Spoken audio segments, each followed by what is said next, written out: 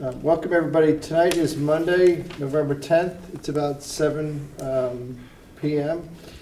Tonight we have a Planning and Zoning Commission general meeting and a Planning and Zoning Commission public hearing. Tonight we are here in Town Hall in room 206, of Town Hall. And we're going to start right out with the agenda. The first item on the agenda is a discussion of the 2026 Plan of Conservation Development update with Hardesty and Hanover and our consultant, Neil. Neil, welcome, sir. Thank you. Congratulations to those who were re-elected, and glad to see that we're all together again during this POCD process. My name is Neil Desai. I'm principal planner at H&H. This is a lot of items on this agenda, but many of them are very quick. I really would like to get down to the outline and the review process of the drafts of the POCD, but I just want to touch upon additional meetings and conversations we had with people. The walk audit, Norton Heights walk audit was an interesting event, which had, the selectman was there, state representatives. It was a nice collection of people that were there, and it was a good opportunity to really get up close and see some of the new developments around Norton Heights. It wasn't really, I guess it was intended to be a walk audit, but it was more of just like learning about the projects that have happened, hearing from the developers themselves. I did get to see that took a lot of pictures of the open spaces that were designed as part of the projects, including the dog park that Steve made sure I saw, which I did, and that was. I took a lot of pictures of that as well. Those are actually public plazas, not open space. Thank you. Public plazas, right? Sure Public plazas. The Housing Authority, we spoke with them as well. I'll just real quick, they talked about the challenges of high cost of land in Darien and the importance of looking at deed restricted affordable housing in addition to the inclusionary affordable housing that has been created in the town.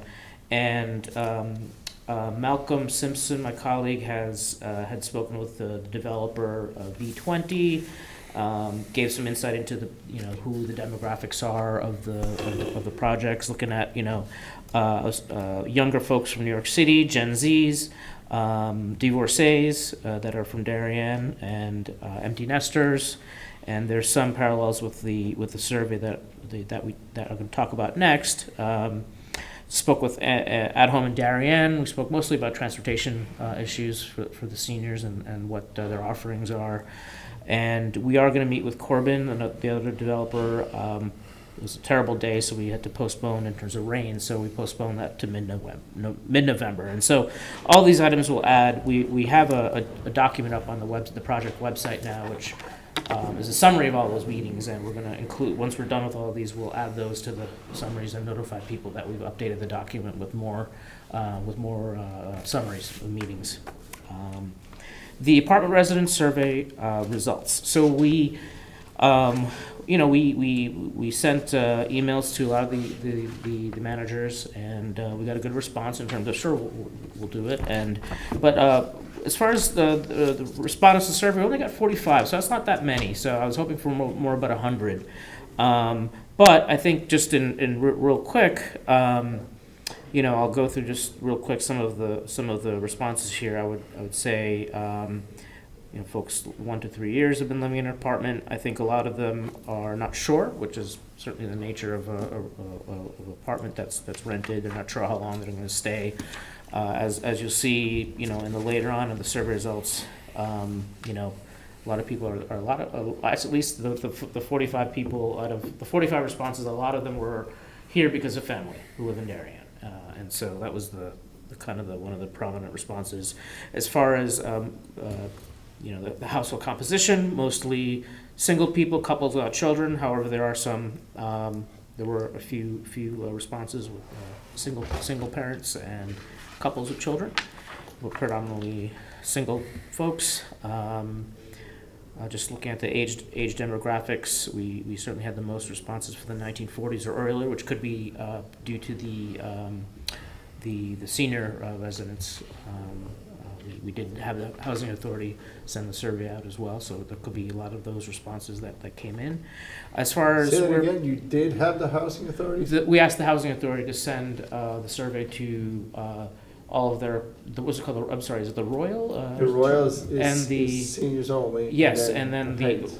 all the rental properties that they manage or monitor. So I suspect the 1940s or earlier is from the senior residents, possibly. Well, let's try to drill down on that for a Yeah, second, if you sure. don't mind. Inside the Heights, inside the Royal, there's 105 units. No, Right. that's it, the Heights has 105, the Royal has 55. 55, okay. So if the majority of your 45 responses came from one complex, Yeah. then that's gonna skew the results. Yes. Because, Do you know that all 45 came from the Royal? No, we didn't ask which building Yeah. they're in. Yeah. Yeah. So can you do that? Because, I mean, I'm personally not surprised that the majority of the people year they were born was born in the 1940s. Because my understanding of most of the apartments, and I can ask a friend of mine who's a realtor, that most of the people that live there are seniors. There's not a lot of young bucks like Adam and his generation right. living in the buildings. But I would like to make sure it's not, you didn't get, of the 45 responses, you didn't get 25 of them from one building. Yeah. Because that building in particular is 55 and older. Yes. Yeah. So that's automatically gonna be Skewed to one skewed to Right. one viewpoint, demographic. yeah. Right, and the fact that we only got 45 responses, to me, that's I don't want to pitch this to the public as saying we did a survey for apartment. The survey didn't result in many responses, so I wouldn't want to draw Put too big much conclusions weight on about this. it. So Understood. it's not Okay. something I'm going to feature or highlight. It's Okay. just kind of, okay, we have this information, it's helpful, it contributes to our knowledge base, but it's not worth highlighting because it wasn't a deep, didn't reach a lot of people in terms of responses. In terms of your people that you reached out to, did you also reach out to Atria and Selleck Woods and Maplewood? I don't recognize those Those names. Those so- three Yeah. are rental, senior assisted or independent living complexes. Okay. I don't think we reached those. No. That's fine, that's good, that's good. Yeah. Okay, sorry about that. That's okay. Keep going. We did ask where people lived before moving to Darien. A lot of New York, several Dariens. And nobody from far away. It's coming within the region. Generally, is the answers, the responses that you see over here. There's really only one or two San Francisco's, California's, but generally it's from the Northeast and there. Why you moved to Darien? Work and family were the two probably most common responses in the survey. Their daughter lives in Darien. Specifically. They moved here just for him. That makes you probably And this is just what do you like about living in Darien? And certainly people like the kind of the walkability of the areas that they're in, ease of getting around, Seemed like walkability and water. walkability certainly was probably as far as responses, probably the largest response with something about commenting about walkability and where they live. As far as improving quality of life, traffic figured as one of the common responses. Improving traffic, improving walkability even more crosswalks. So this is kind of very similar to generally what we heard from the resident survey. What concerns do you have about Darien today and into the future? I think, again, similar responses to the previous question is sort of a similar question, but again, traffic congestion, worried about cost of living. There's also some concern about Post Road specifically, and high cost of living again. And then these are just some other comments and ideas that came out from the survey. So I think this was, I'm glad we, despite the response, I'm glad we did this, because it's certainly a group of people that hasn't necessarily been represented in the work groups that we did a few months ago and in the townwide survey. So we want to really focus in on this group of people. So we have some information that's helpful. As I said before, it's not worth like featuring in a special post on the website. We did our apartment survey. I think it's just something that could be included as part of the documents that we've prepared or collected for people who are interested. Any other comments about the survey or that? I just think number 12 on what are you looking into the future is kind of ironic. Got to be more congested with more people moving into apartments. They live in an apartment. Right, exactly. I did notice that too. There was also stop allowing rental apartments. Yeah, exactly. Someone Live in said one. don't allow rental There are apartments. quite a So few. even the people who live in rental apartments don't want They one. want to get self-support. If they're living in an apartment, the rent's too high, that's why I live in an apartment. Okay. That's right. It did seem like a lot of more traffic, some of the sidewalk issues Yeah. were popular, and then it seemed to be a lot of desire for more restaurants and a Right. diverse restaurant population. Looking forward to the next phase Phase of four, but yeah. restaurants as well. Right. So I think that certainly came through in the townwide survey. We don't know if they're necessarily apartment residents, but the newer residents seem to have more excitement about the amenities that the new development is bringing in. So. Is there any truth to the water pressure comment? Depends where you are. I think some places, They do experience some lower water parts pressure. of No town kidding. have, Because they're on a well. but I think even some places with Aquarian have had trouble. I can't remember where they are. I'll have to circle back Interesting. and see. Okay. Okay. So the next item is the assignment we gave you, the workshop questions. I didn't receive anything from anybody, but I know Jamie, you had a concern if you'd like to talk about that. And one thing I'd like to say is that ultimately, when we're going through the drafts of the plan, you're going to be giving your comments and input. So that's one venue where we'll certainly be receiving them together and discussing those comments. But you had a concern, Jamie? Would you like to share that, or Just that there wasn't the opportunity to give as much feedback that I think as commissioners would have been required to explain our responses. And I didn't want my answers to be taken out of context without a discussion and an explanation. I just didn't think there was enough of an opportunity to really right? describe why I was making, if I chose one thing as the highest priority, Right. why that was.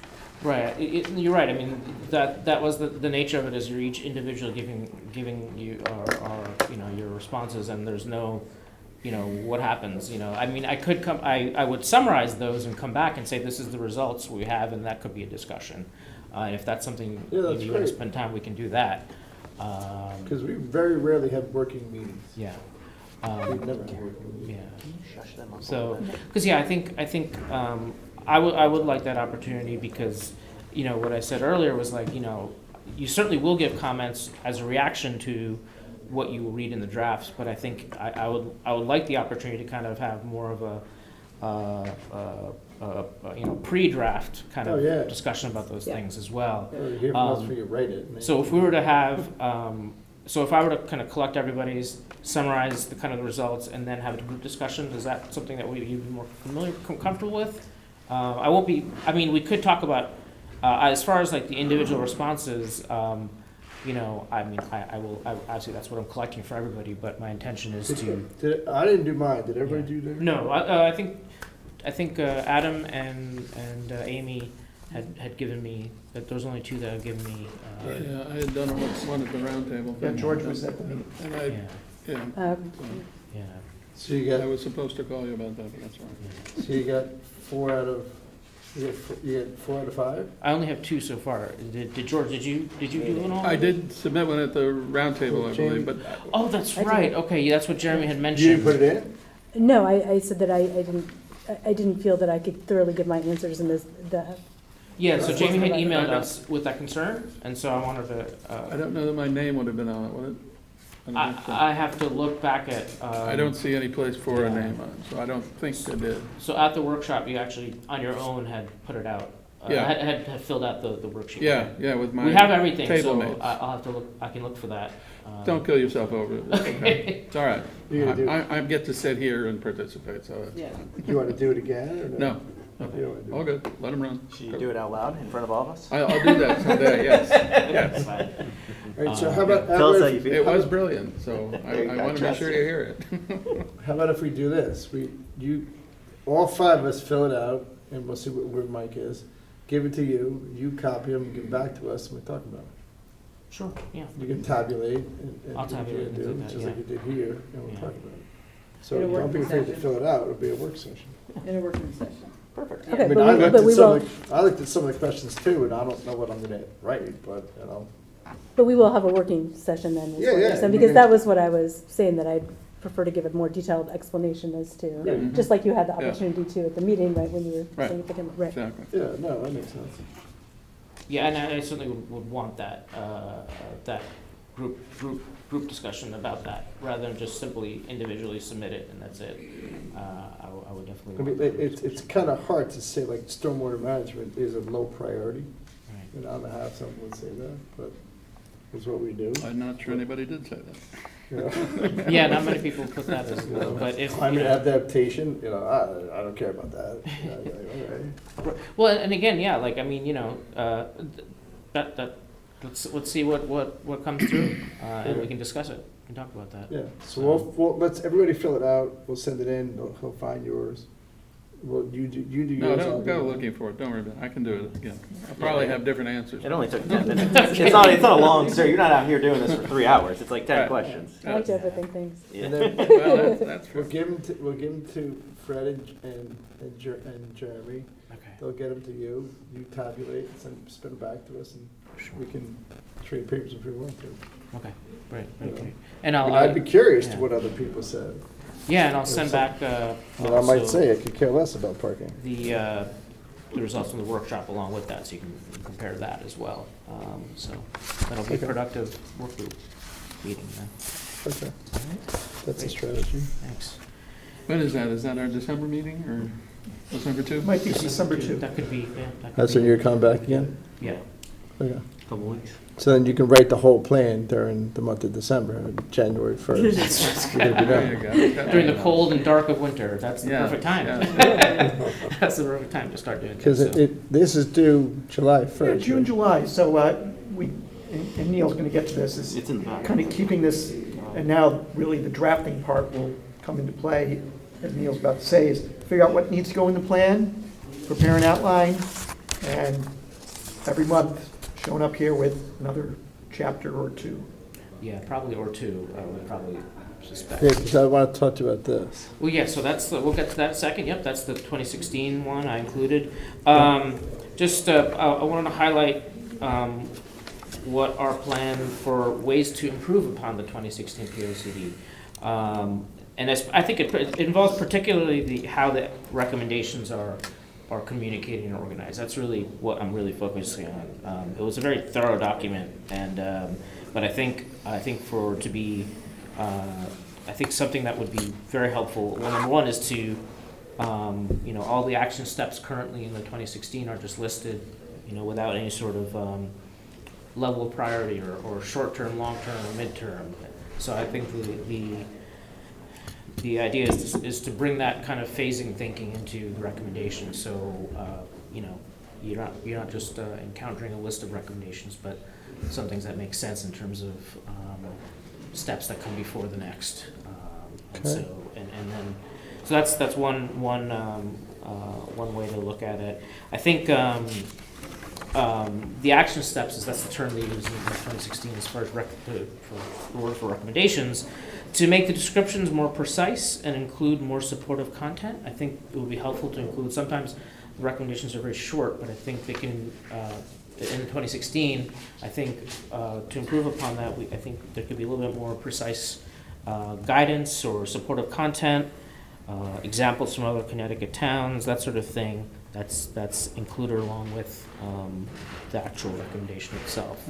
Would you say, based on, instead of just ours, how can we improve upon the 2016 one? Because nobody who's really around then. Okay, more Oh, I see. would you say that other towns' POCDs do kind of what you're sort of suggesting here, where their list of recommendations are kind of prioritized in a certain way that we might want to use as like a template kind of thing? Or is it other towns, it's really just all over the map and it's a scatter plot of whatever? It depends on the approach of the consultant, but usually nowadays we're getting better. All of us are getting better. I think all consultants have gotten better at looking at, okay, we want recommendations, we want them to be implemented. So usually now you'll see more, whether it's like a matrix that's at the end of the plan that has the recommendations sorted in terms of midterm, long-term. You'll often see that now at the end of the plan, which can be very helpful companion to the recommendations in the body of the actual plan. I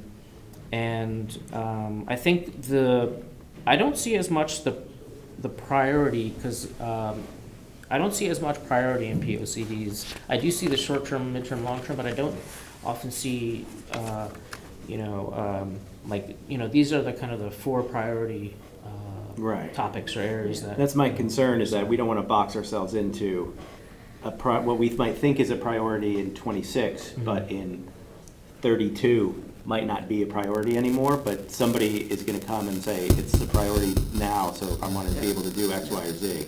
That's a good point. I think, in the interest of, I think I've heard that several times, we don't want the POCD to make it harder to do something, or like you said, box us in. Right. So, let's see how that plays out in terms of the draft and how it communicates, and definitely keep that in mind. I think so. The next one is spending the most ink and effort on the topics that are kind of the most important for the town right now. So, for example, I think public transportation in the public workshops was obviously every topic is important to the town, but as far as what can be done, I think there was a recognition that public transportation, some of it's out of Darien's hands. Some, it's not as big of a priority. There are certain things we'd like to have, like a new station, that sort of thing, but, that's working with Metro North and Connecticut DOT. Kind of having the most content with the topics that are kind of the most pressing, the most important. I think you also want to have content and topics of discussion that are in our control. That's right. Yeah, right. I mean, they've been trying to put a new train station at Rowan Heights for 15, 20 years. Yeah. They've been trying to widen the culvert or the bridge at the Darien train station ever since I've been here too. Right? It's not in our control. Right. The only thing that I know that you have to do, the request to do that has to be in the POCD twice. Twice. That's interesting. Twice. So the culvert that connects Old Kings Highway to north and south together, that's been in there twice. Right? I could really care less if we connect Old Kings Highway north and south again, but, if the state comes in someday and says they want to connect it, it's not consistent with the plan if it's not there twice. I would think it's very important to widen the railroad tracks between Ledge Road. Is it Ledge Road? No, it's Leroy Avenue. Because that fits 1.5 cars. Yep. It's very narrow down there. Right? Yeah. And I mean, Walking path on the I right. don't want to get too deep into it, we'll talk about this for half an hour, right? Yeah, there's plywood there, but, I mean, they started in Greenwich, and they're going all the way up to Bridgeport, widening those things. You know, they've done 2 or 3 in Greenwich, and they've done 1 in Darien. I don't know if we're gonna get another one, but who knows? And there's one in New Canaan, which stinks. That's a Talmud Chill train station. That's kind of sort of in Darien, but it's out of our control. Right. So what, Right. yes, put it in there as a sentence. Right, put it Yeah, there as bullet a points, desire, which a is- community which is- desire. Yeah, move on. Yeah, You know, don't waste your time and ink on it. got it. The next one, which is a little subjective, but include fewer action steps, fewer recommendations, and there's about 330 recommendations in the 2016 POC, which is a lot. I think really my point is, you know, however many recommendations that need to come out of the plan, that'll be the number. But I think I prefer to have fewer than a lot, so it can be more focused on things that, you know, the actions that really matter. But we can, you know, these are aspirations, so when we get there to the draft reviewing, we can certainly talk about them. The last one is just to provide cost information guidance for some of that, for the action steps, whether something's going to be, you know, it could be like a dollar sign, which means it's like, you know, a programmatic recommendation, you know, under a certain amount of money, or, you know, if there is something that's big that's recommended, if there's, you know, we can put together some guidance on you know, what a order of magnitude cost could be, and grant that could be applied to that. I think that's Well, kind of stuff why would be don't you helpful. do this? You know, when you go to restaurants in New York City or anywhere, it has like $1 sign, $2 signs, $5 signs. Right, there you go, yeah. In the reviews, they'll have that, right. Right. And, you know, I mean, 5 if- is the most expensive, yeah. Right, if it's, one of the big things we talked about is, I think the proper name is called waypoint signs, Uh-huh. which says municipal parking here, municipal Oh. parking there. Those signs, Yeah, you know, in some area it says, when you come off the highway, it says Norton Heights this way, right, train station that way. I mean, those things cost peanuts, yeah, you know, but if you're gonna put in there, you know, widen the bridge under I-95, that's, I just don't want you putting in, you know, Tappan Zee Bridge is gonna cost $4 billion, right. right? Because it Yeah. doesn't even make the grade, Yeah. right?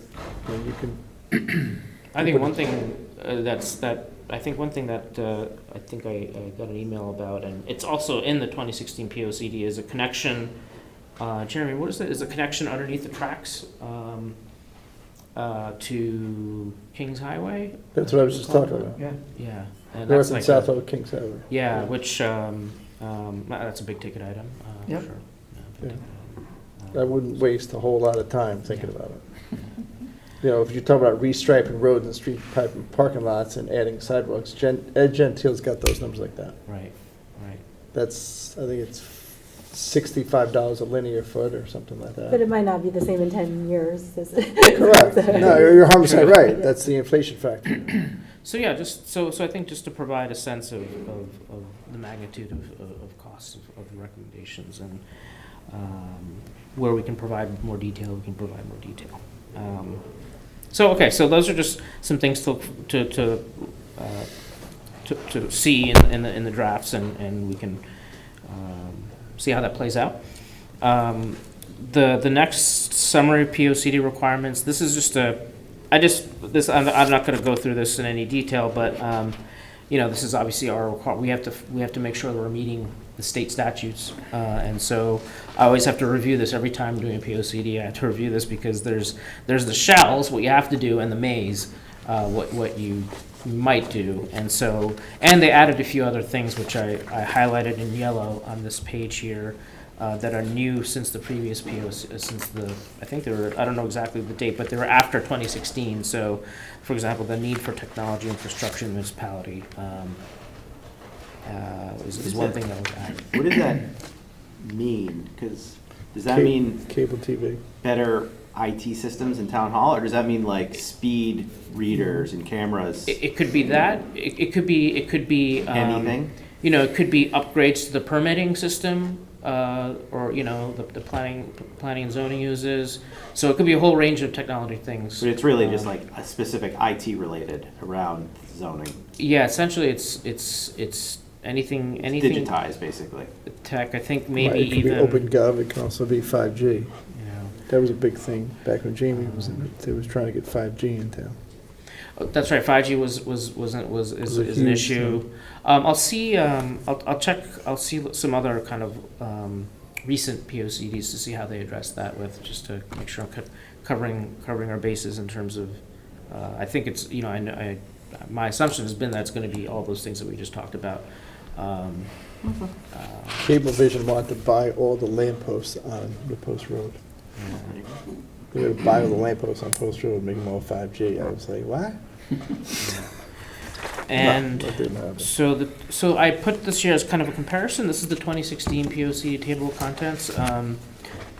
Steve, did you have something you wanted to say about this? No, I just, Or I didn't know, I thought this might have been yours, but I was a little shocked you had specific numbers already. I'm like, huh? Oh, no. I wrote the plan, yeah. I You did the wrote this plan, thing, yeah. he's holding on, hold on, ChatGPT, $70 man. You AI guys.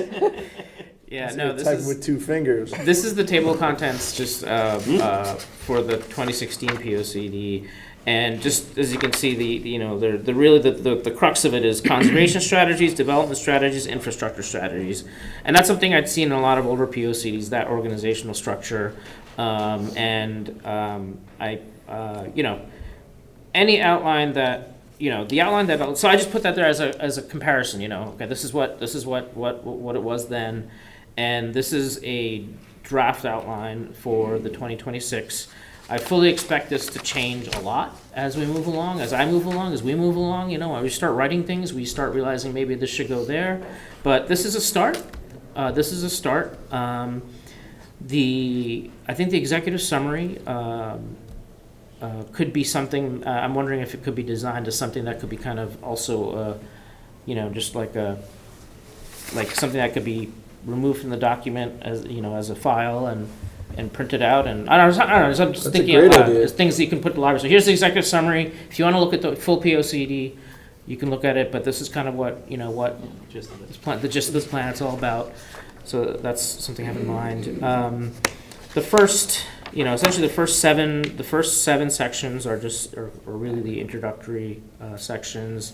Darien today is meant to really start honing in on the people. Would be, we will have some, who the people are, but also what are the people talking about? What have the people been saying? The same thing goes with the town, 3C, boards, committees, commissions. What have we heard from them? So this is essentially the place where we, go through what we've been hearing, synthesizing what we've been hearing from all these groups, and 3E would be kind of the principles and priorities that come out of that have come out of that process. Number 4, this is the updated town plan vision statement. There's a vision statement in the 2016 POCD that the Board of Selectmen provided, I don't know. Do you remember, Steve, when exactly was it something that they provided after the POCD was, the draft was kind of fully completed, or something? It was in the middle. It was definitely in the middle. Okay. We already started it, and then we said, okay, it's time for you to send it to us, Okay. and they sent it to us. Is that something do you want to do again this time with an Yeah, that makes updated sense. one? Okay. So that will be section 4. Data snapshots. We'll try to keep it concise to the point, because you could easily get lost in tables and graphs, but what are the most important data points that are important for everybody to know? Housing, economy, and work. I think there seemed to be a lot of interest in the workshop about how many projects does New Canaan have, how many projects does Norwalk have. So I think kind of the regional and local development 5B is intended to try to and I think some of the other data figures as well. We want to talk a lot about certainly Darien, but also comparisons to the towns nearby. Because I think people have been curious about that. what is, Westport, what is, all these things. And so the data's out there because, Westcog has. You data. may want to do that in two different fashions. One is they call it, or what do they call it in the schools? GERG or something like that? DERG, which is the DERG is the schools that are similar to us. Like a New Canaan, a Greenwich, a Westport, and a Wilton, something like that. Then you have Westcog, which is a different group of people, Right, a bigger group, yeah. right? But then you have Stanford and Norwalk, Right. which is not part of Westcog. They're part of MetroCog. No, Stafford and Norwalk are part of Well, Westcog, right? I think they're part of Westcog, but I think what you're saying, Steve, is from the Board of Ed standpoint, they compare Darien to schools of, 20,000, which would be the Westport, New Canaan, maybe Fairfield, Ridgefield. Ridgefield type things. And so They're- Neil and I have talked about, Yeah. when you present numbers, how do you present that? Obviously Stanford and Norwalk are booming, Darien's, but how is it compared to some of these other communities? Yeah. And what people have said is Fairfield, New Canaan are also feeling a lot of development pressure. I'm not positive, but I don't think Fairfield is in Westcog. Fairfield might not be, you're I right. don't think at the Fairfield border. is. But so, Right, it's further east, yeah. And the reason why Fairfield matters is because if you're commuting to the city for work, the furthest point that makes it sense to commute is Fairfield. That's why they built the Fairfield Metro train station.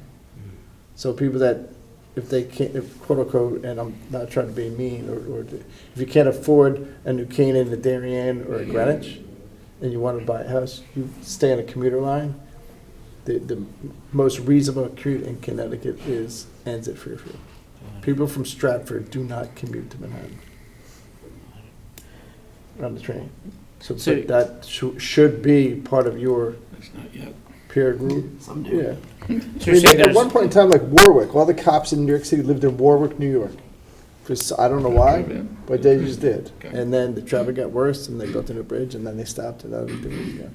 But that's the kind of, what I'm trying to get to is, you can't pick a DERG, you can't pick, Darien, New Canaan, and Greenwich. You gotta, It's gotta be like apples to apples. yeah, you gotta kind of figure out what your peer group is. And I don't know what the answer is. I see what you're saying. And we also talked about capacity too, right? Comparing the capacity of those other towns to not just. Right. I mean, Ridgefield, we compete against Ridgefield in schools. I mean, I always look at who's got the best lacrosse team. Yeah, I do. let's go and do it, yeah. I think it's important to consider like Norwalk as well, particularly all the development on like the Post Road corridor, because that certainly leaks into Darien. So it's not, Stanford's a little bit different because there's not such a direct adjacent connection, and there haven't been like a Home Goods, Right. Target, a Wegmans, a Stop and Shop, and then a Chick-fil-A redone. There's a ton of development in that little area right there. But the issue with Stanford's got like 2 grocery stores. Yeah. They don't, people from Stanford go to Whole Foods. Yep. Where do they go? And the 2 grocery stores in Stanford closed. Like Stop and Shop closed in Stanford and Fairway closed in Stanford. Yep. And they've never been replaced. But I mean, it's just food for thought. That's when you're doing what you're picking. Mhm. I don't know how you do it. And that's, part of a working session we can. Right, the figure most out. kind of appropriately comparable, towns, like, I would include Westport. But, Greenwich is not gonna, yeah, So- right, it goes to sports. Greenwich is basically fully developed. New Canaan's not, but they're not doing anything. Ridgefield's not doing anything. Yeah. Right. They're not. I'm probably happy about it. Yeah, and they're getting sued left and right, and they're getting crushed by E30G applications. Fairfield's getting a lot Norwalk, of that as well. there's no cap on it. Yeah, Fairfield's getting a lot of lawsuits. as well, Fairfield's yeah. getting a lot of it. Yeah. Okay. So Thanks. that's just something to think about. And can I just go back to one thing really quick? Sure. On number 3, number Yeah. E is an apple. Yeah. Instead of doing principles and priorities, I would think you want to do tabulated priorities. Because that's what the priorities are coming out from. Something along those lines. No. No, E is in I labor. missed- Because it's, if you get a million tabulations of walkability, I think Right. that's important. Right. But if somebody says something different, I don't know if that's the case. Then the only other one that jumped off the page is on item 8. On the Mhm. bottom, you have the land use map and the future action and the action steps. Yeah. I personally think that's too early. Mhm. I don't know why that would be there. You mean in the table of contents, it's too Yeah. early? Okay. Yeah. I mean, last time, we took the future land use map, and it got thrown in the appendix. They didn't want anyone to know what it's gonna look like in the future, Got it. because whatever the consultant came up with, Right. the chairman at the time had a coronary. Okay. So, Parking all garage. right. What was that? Parking Parking garages. garages everywhere. We had the Center Street Road was a parking lot, the one that's next to Bruce Leroy. Prime was a parking lot, it was off the charts. All right. Going back just to thanks for those sessions. Number 6, state policies and regulations. So we have to, as part of the requirements, we have to talk about the state conservation and development plan. And also, I think 6B, Roman numeral 2, revised and new proposed housing and land use legislation. There's, housing, I think it's under negotiations now, the latest housing Yeah, bill. it dropped so, on Friday or Thursday. So gonna monitor that, and I'm sure we're gonna have to do some thinking about what comes out of that. And we already know what things are not gonna be there, but things that are gonna be there, so. Yeah, I would wait till December on what that'll shake out by the end of the year, but it's not gonna be what it is today, in my guesstimation. We can always, we kind of see the general trend. Yeah, oh yeah. Right, over even though it's failed the last couple of years, like, it's only moving in one way, so we can kind of take a guess 4 years from now, what the legislation coming out of Hartford's gonna look like. It's not gonna be less, Right. You're not going from 30 units an acre down to 10, that's for sure. Yeah, that's what I mean. In number 7, the region, again, this is where we can, I think some of the things you brought up about Norwalk are important, how they built, the developments near on the post road, and that's affecting Darien. We have to look at the Westcog Regional POCD, and other Westcog, there's a lot of Westcog plans there that have some good information in them. The built environment would be everything including historic preservation, which in the previous plan was under conservation. I put it here in built environment. Let me see what we have here. So, and then we have the rest of the chapters. So essentially there's the 4 core chapters. The built environment, which is number 8. The natural environment, number 9. And all these names could change, but this is for now what we have it. 10 is transportation infrastructure, and 11 is community facilities, amenities, and services. So those are really the 4 core chapters. Previously it was conservation, infrastructure, and development. 3, now it's these 4. You can see the topics that we listed here on all of them, and any questions or comments about the rest of I this think it looks outline? great. I think the way you laid it out looks great. I think the order of your chapters look great. My only concern, do we need a 12 sustainable Darien, or doesn't that fold into the natural environment? Yeah, that's something which Fred, Jeremy, and I were talking about. Because not everything is, because part of it could be. I could also see it be infrastructure to make more sustainable. And buildings, We're as rising, well. We're making stuff in the flood Yeah. zone up higher and Right. doing that stuff. And just green buildings, more Right. sustainable buildings. And so I think, ideally, I would like some of those things to be tied to. Didn't Darien get a certification recently for sustainable Connecticut? Because they have a whole series of bronze actions and silver actions, and I think ideally however this is communicated, the sustainability stuff will be tied to what the town or the committee, advisory committee on sustainability would like to do in terms of the next set of recommendations.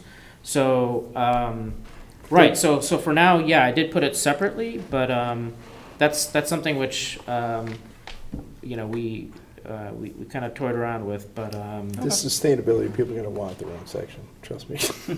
How often do they, is it every 2 or 3 years that they apply for recertification? I think it's 3 years. yeah. Okay. But of course, what they do is they rejigger the whole system.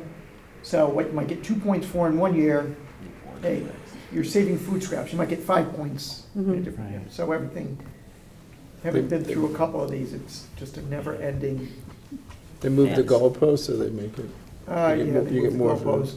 Of course, it's in their best interest to have towns comply, right? so No they- one gets So they move, surprised. move the goalposts closer too. Sometimes they Yeah. move the goalpost closer, so they have winners, Yeah. right? Because think about Right. it, That's No. true. sustainable CT would be like considered a flop if no one qualified. That's why the So they Mets have to kind moved, of- that's why the Mets moved the outfield fencing closer. We're getting enough home runs.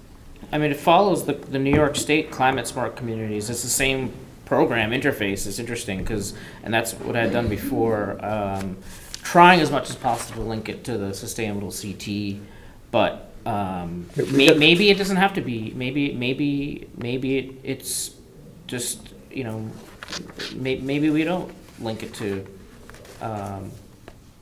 sustainable CT. I don't know. I'm not sure. So let's talk about, we gotta move you along because you got a Yep. long agenda tonight.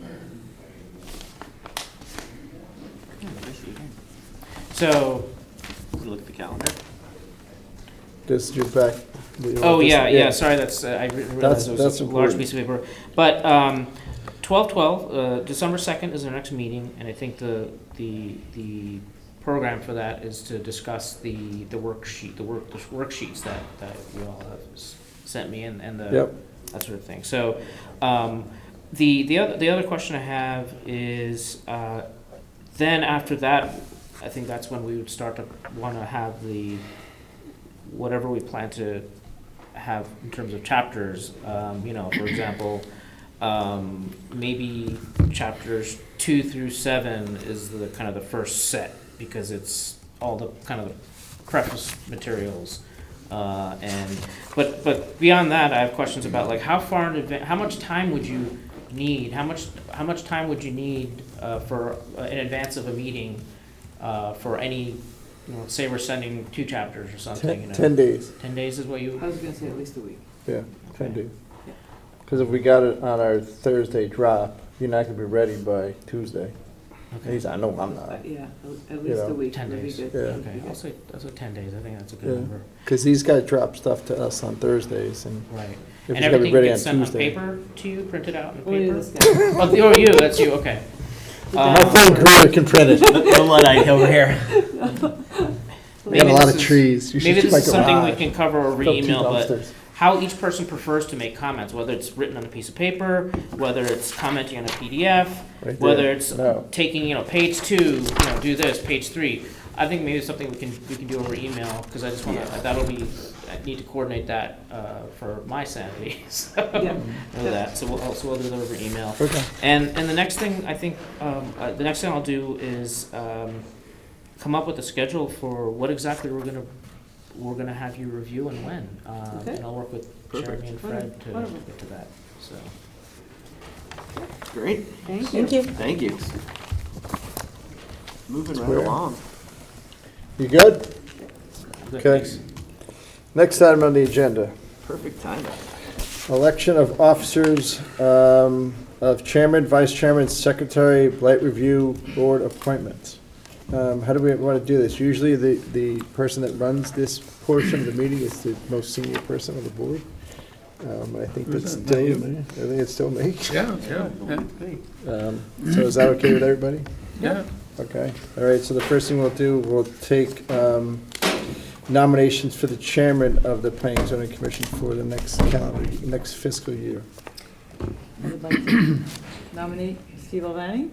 Second Thank you that. very much. That's a second, thank you very much. Are there any other nominations for chairman? Well, we close them. Okay, nomination closed, all in favor of Stephen O'Reilly being chairman again for the next fiscal year, say aye. Raise your hand. Any nays, any undecided?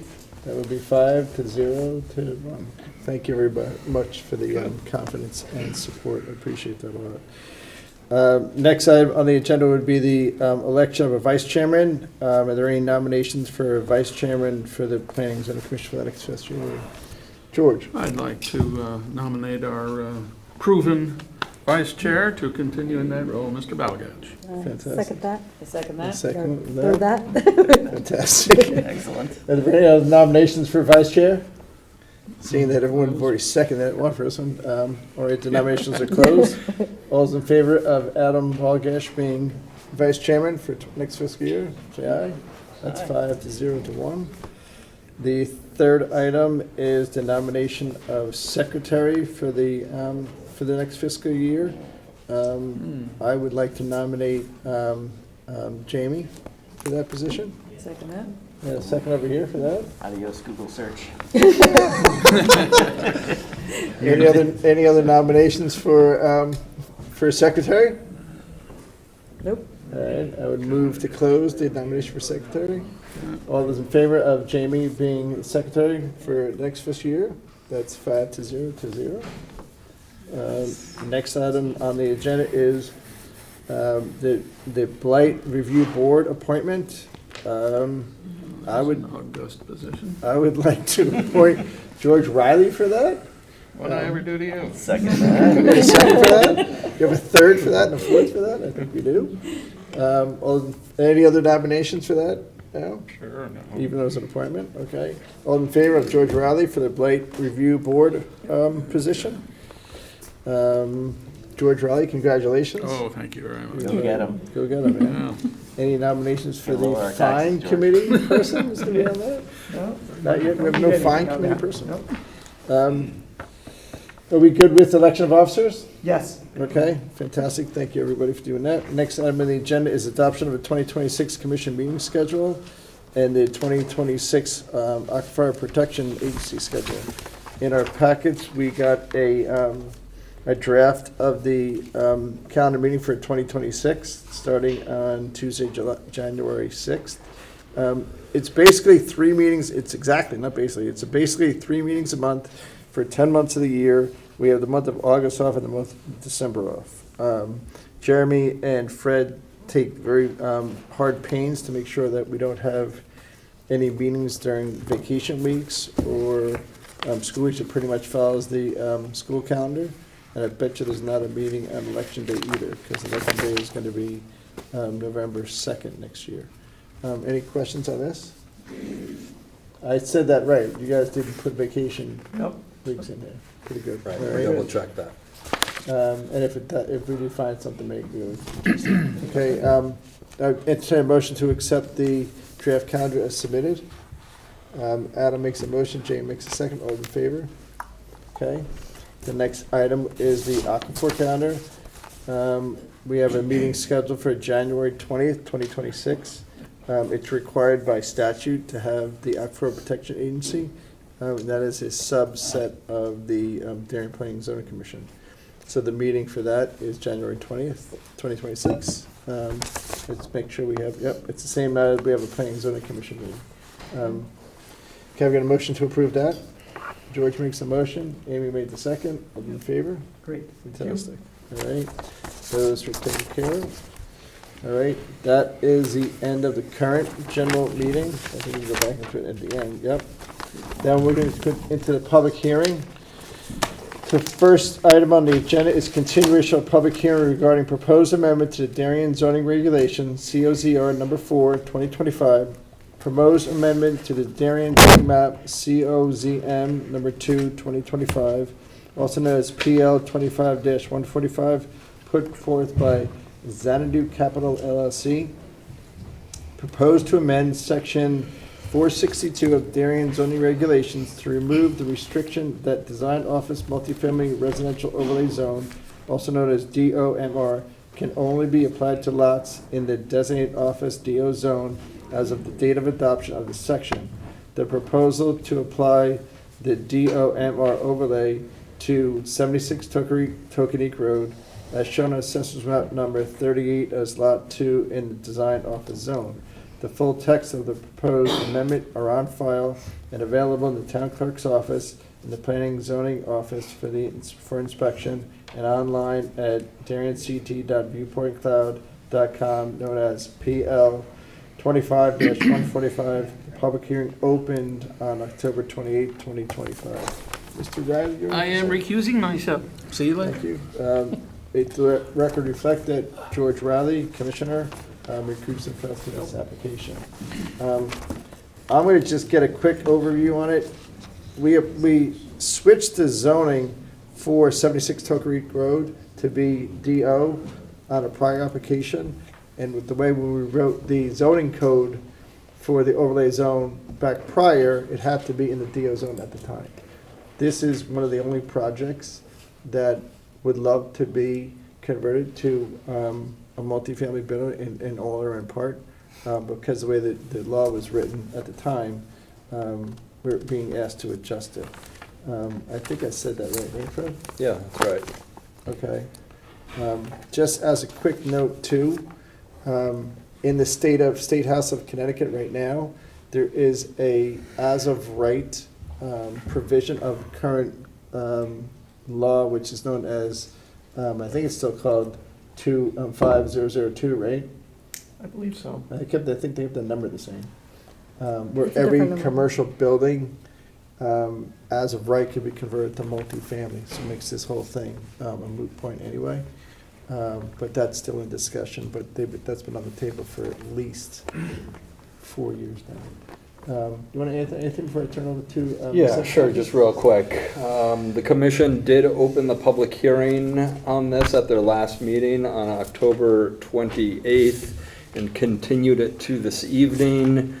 This zoning text and map amendment as well is being put forth by the applicant, the Achievement Fund Incorporated.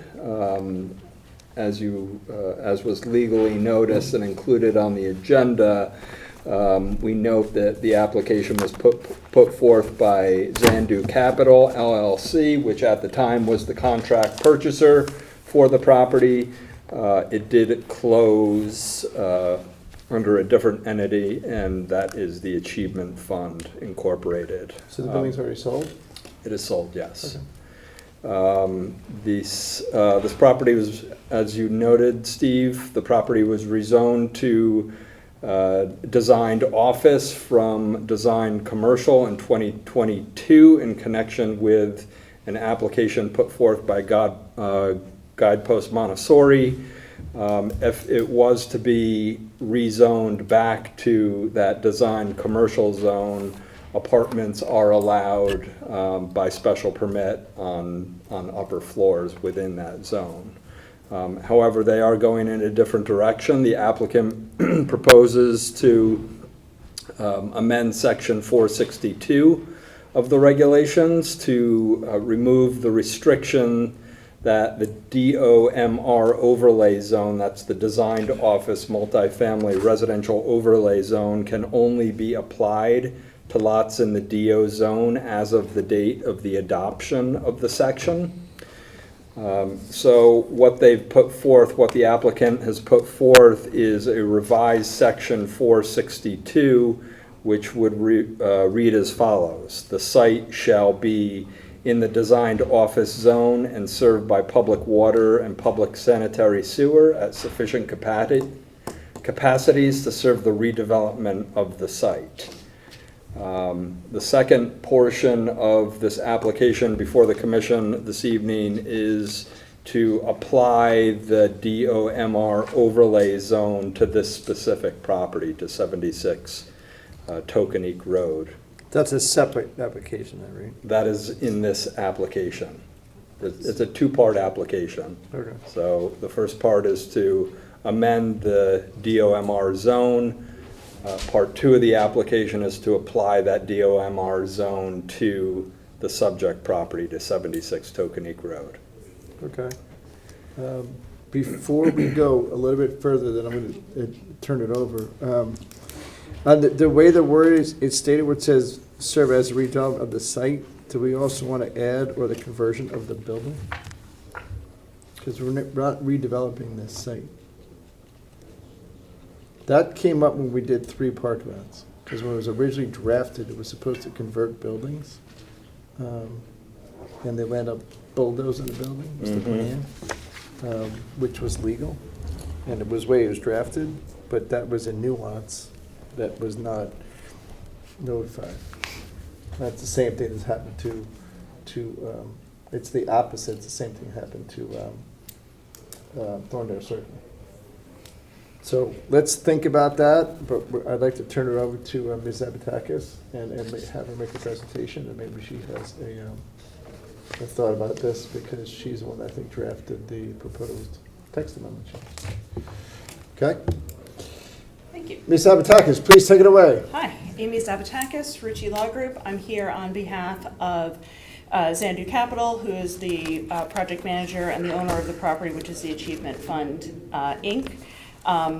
The property owner is with me here in the back of the room, Michael Baum. As was noted, the property was recently purchased out of foreclosure by the Achievement Fund. This building has been basically empty for quite some time. You guys basically gave my whole presentation, but I'll try to sort of summarize myself a little bit more even. But in 2022, a zone change was approved to move the building from DC to DO. I've got the building here, so you know which one we're talking about. This is right at the intersection of Tokenique and basically where the exit 13 entrance exit ramp. 12. Exit 12. 12, That's yes. okay. You're new to town, right? Sorry, I called it 11 earlier. I'm all over the map. It's okay. So it's sort of interesting. The darker pink here is the DC zone, which is what the lot was previously in. This lot, 76 Tokenique, and the little deli, which is closed, are the only properties on the south side of the train tracks. Everything else is basically the Old Kings Plaza shopping center, which is in the DC zone. Made sense to move this into the office zone. There are offices further down Tokenique.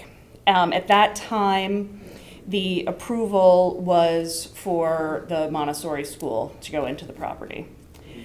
About 9 months before this property was put into the designed office zone is when you created the DOMR overlay zone.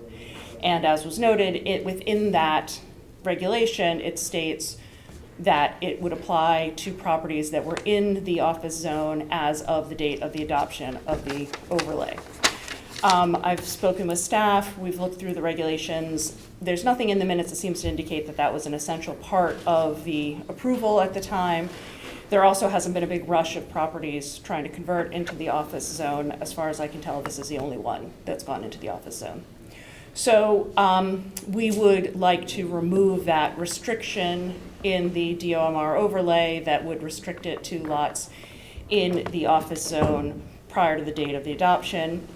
I do think the chair's idea of adding to the text change and/or conversion does make sense.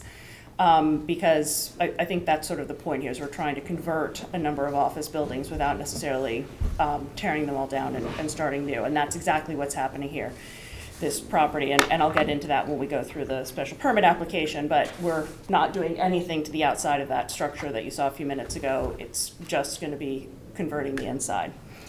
So the new text change would therefore be, the site shall be in the designed office zone. This is 462. The site shall be in the designed office zone and served by public water and public sanitary sewer at sufficient capacities to serve the redevelopment and/or conversion of the site. The expansion of the DOMR overlay zone to all of the lots in the DO zone conforms with the Plan of Conservation and Development, and that it serves to further the goals of the DOMR zone, which is increasing the diversity of housing within the town of Darien. And as was noted, I think it also is really in conformance with what direction we're getting from Hartford as well. Question, do you want to say it's conversion of the site or conversion of the building? Or are we splitting hairs?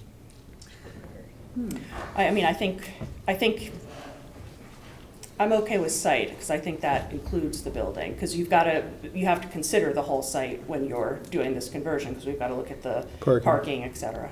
Okay. You guys have an opinion at all? And do you have the old thing where, because usually a lot of times we put in like the black line of what it used to say? Do you guys have that in one of your, do you have the zoning code? I mean, what are we taking out? Are we just taking out? Section 462? Yeah. We're taking out the language that says, as of the date of this regulation. So was that at the beginning, was that at the end, or was it in the middle? It's, the current is, the site shall be in the designed office zone at the time this section was adopted and served by public water. So Okay. what we're taking out is at the time this section was adopted. Which is, so it's a clause in the center of that single sentence. Correct. Okay, that's fine.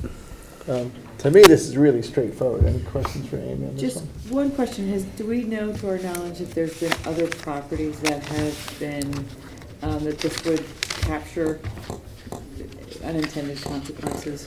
To my knowledge, there's only 2 designed office zones in town. It's Thorndale Circle, Tokenique Road, and Parklands. Okay. Everything else is So- in a different office. What's, So they were as of the date. So Yes. there was none that were like stragglers that got rezoned after that, when we think about it, it'd be like, If I can correct Is there there- is more office zone down on Old Kings Highway South is office as well. But is it designed office? Yes. I didn't think it was designed Yes, office. if you look, the pink continues down. Yep. Okay. And But what's, to answer the question, there are not any other properties other than 76 Tokenique that have been put into designed office since After that. 2021, when you Perfect, created okay. the overlay. that's the question. So this is the only property that this Okay, affects. great. Just wanted to What's- make sure. Or Just to- anyone that you would what's- do after today, if you were to convert any other properties into DO. so Okay, what's 330 and 320?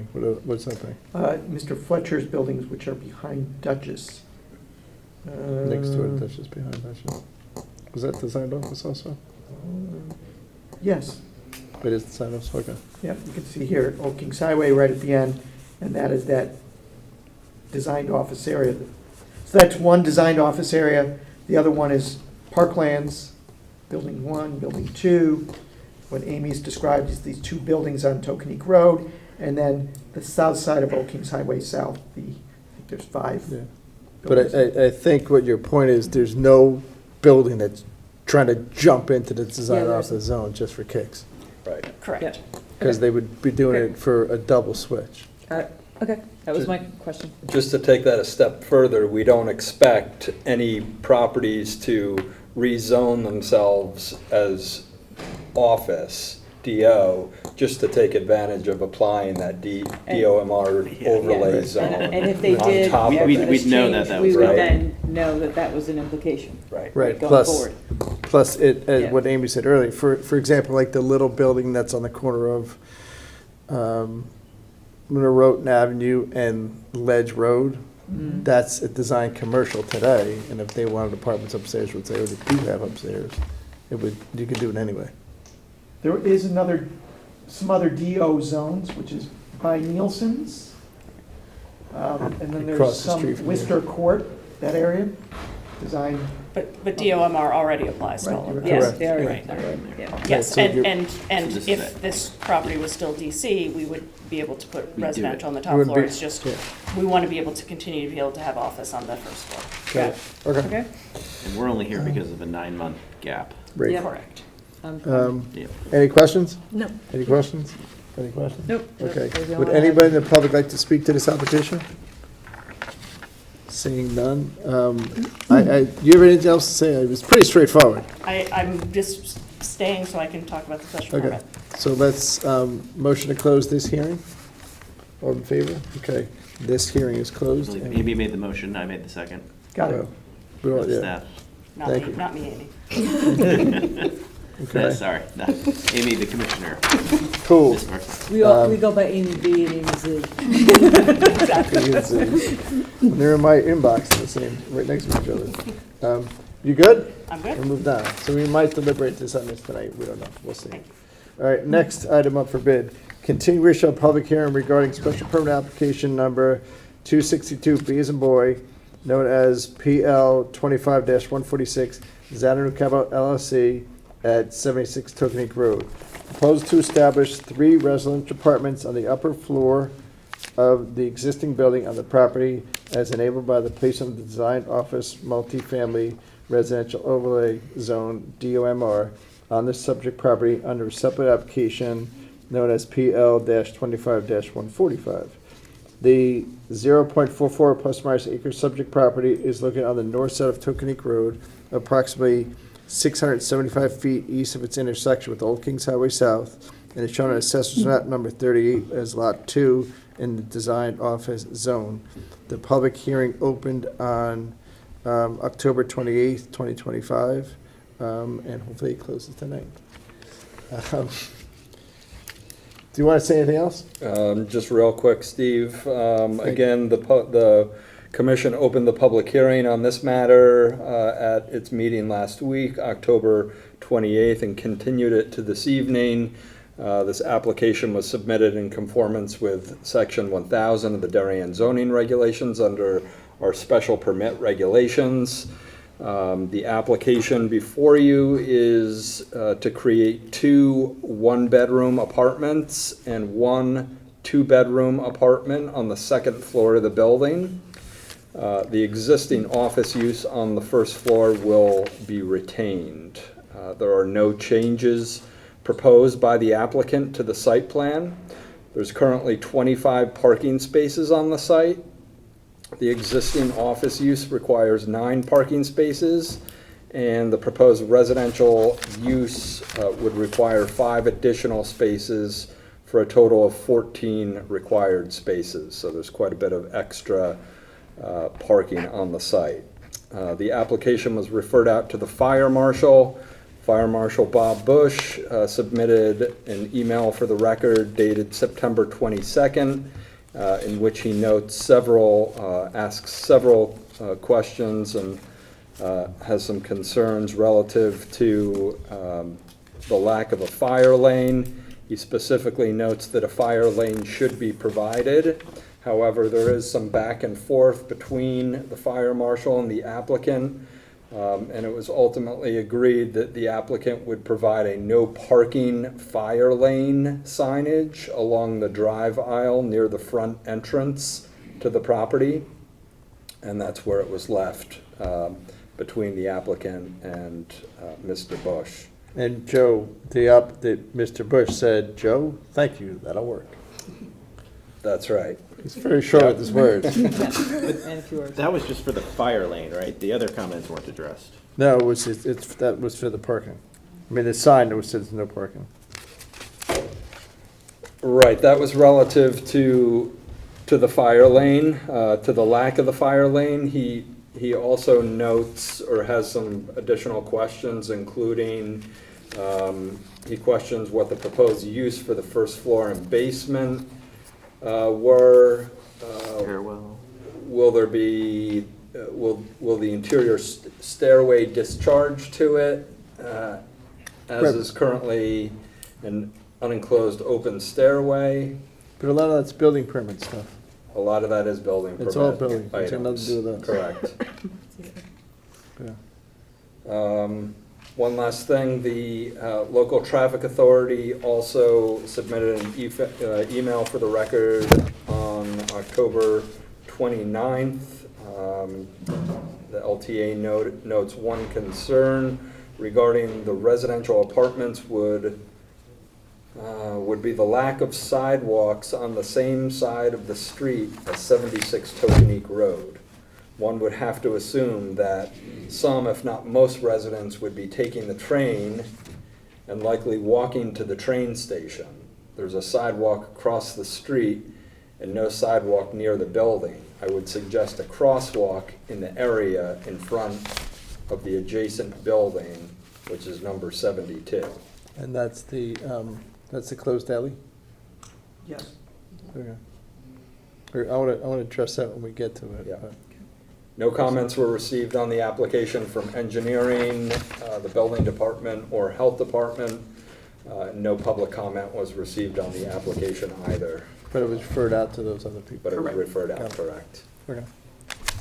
Ms. Zavatakis, welcome. Please state Thank your you. name for the record. Amy Zavatakis, Rucci Law Group, still here on behalf of Xanadu Capital and the Achievement Fund, which is the building owner. So as discussed, we are planning to keep the existing structure as is, no changes to the site either.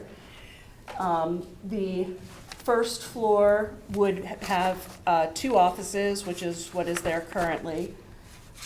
Second floor would have 3 apartments. The apartments, and here we've got a little bit of a layout as well.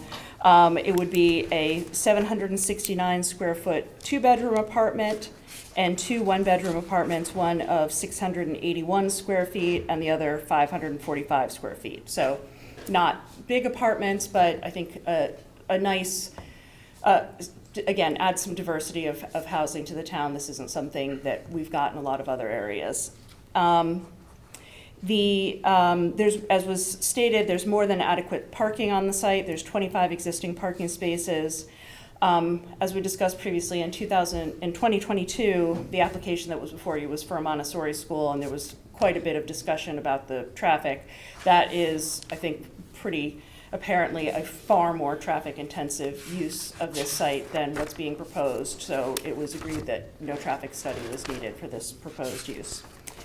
As was discussed, there were some comments from the fire marshal, which we have addressed in terms of showing the stairways, the fire safety, the emergency egress, as well as on the site, making sure that there's no parking on the entrance drive and that it's marked as a fire lane.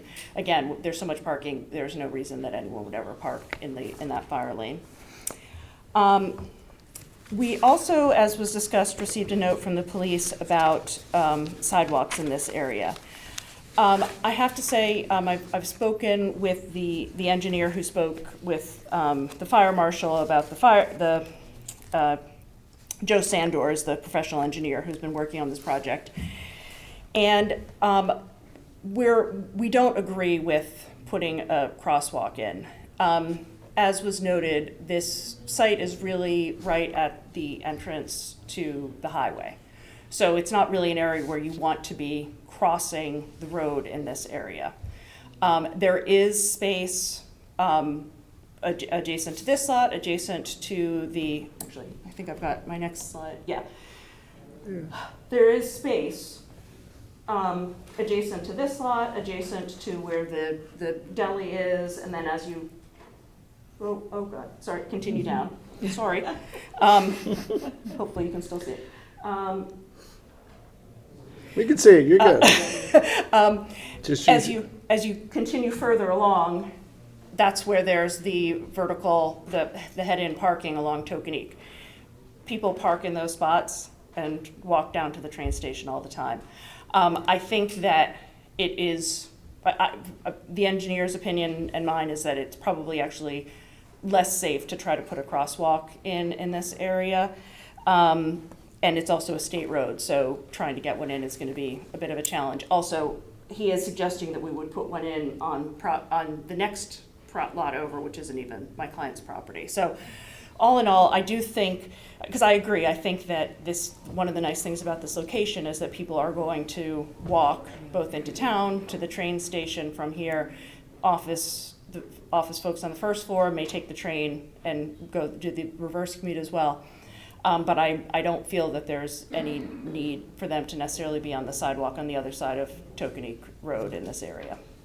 But I would note that the field officer, bureau captain, the wording is specific. I would suggest a crosswalk. It's not a requirement by us to do that.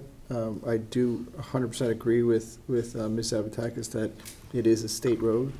For us to hold them up to get this approved from the state, it's probably going to cost them a year, knowing the state. And to her point, if you look at where the tree line starts all the way to your left, Amy, no, go to the left. You're right, whatever. It's the right after the deli is where those parking spaces start. So the guy that's parking right where her finger is, he's walking another, quarter mile to get to the trestle to go underneath, and those guys have been doing that for years.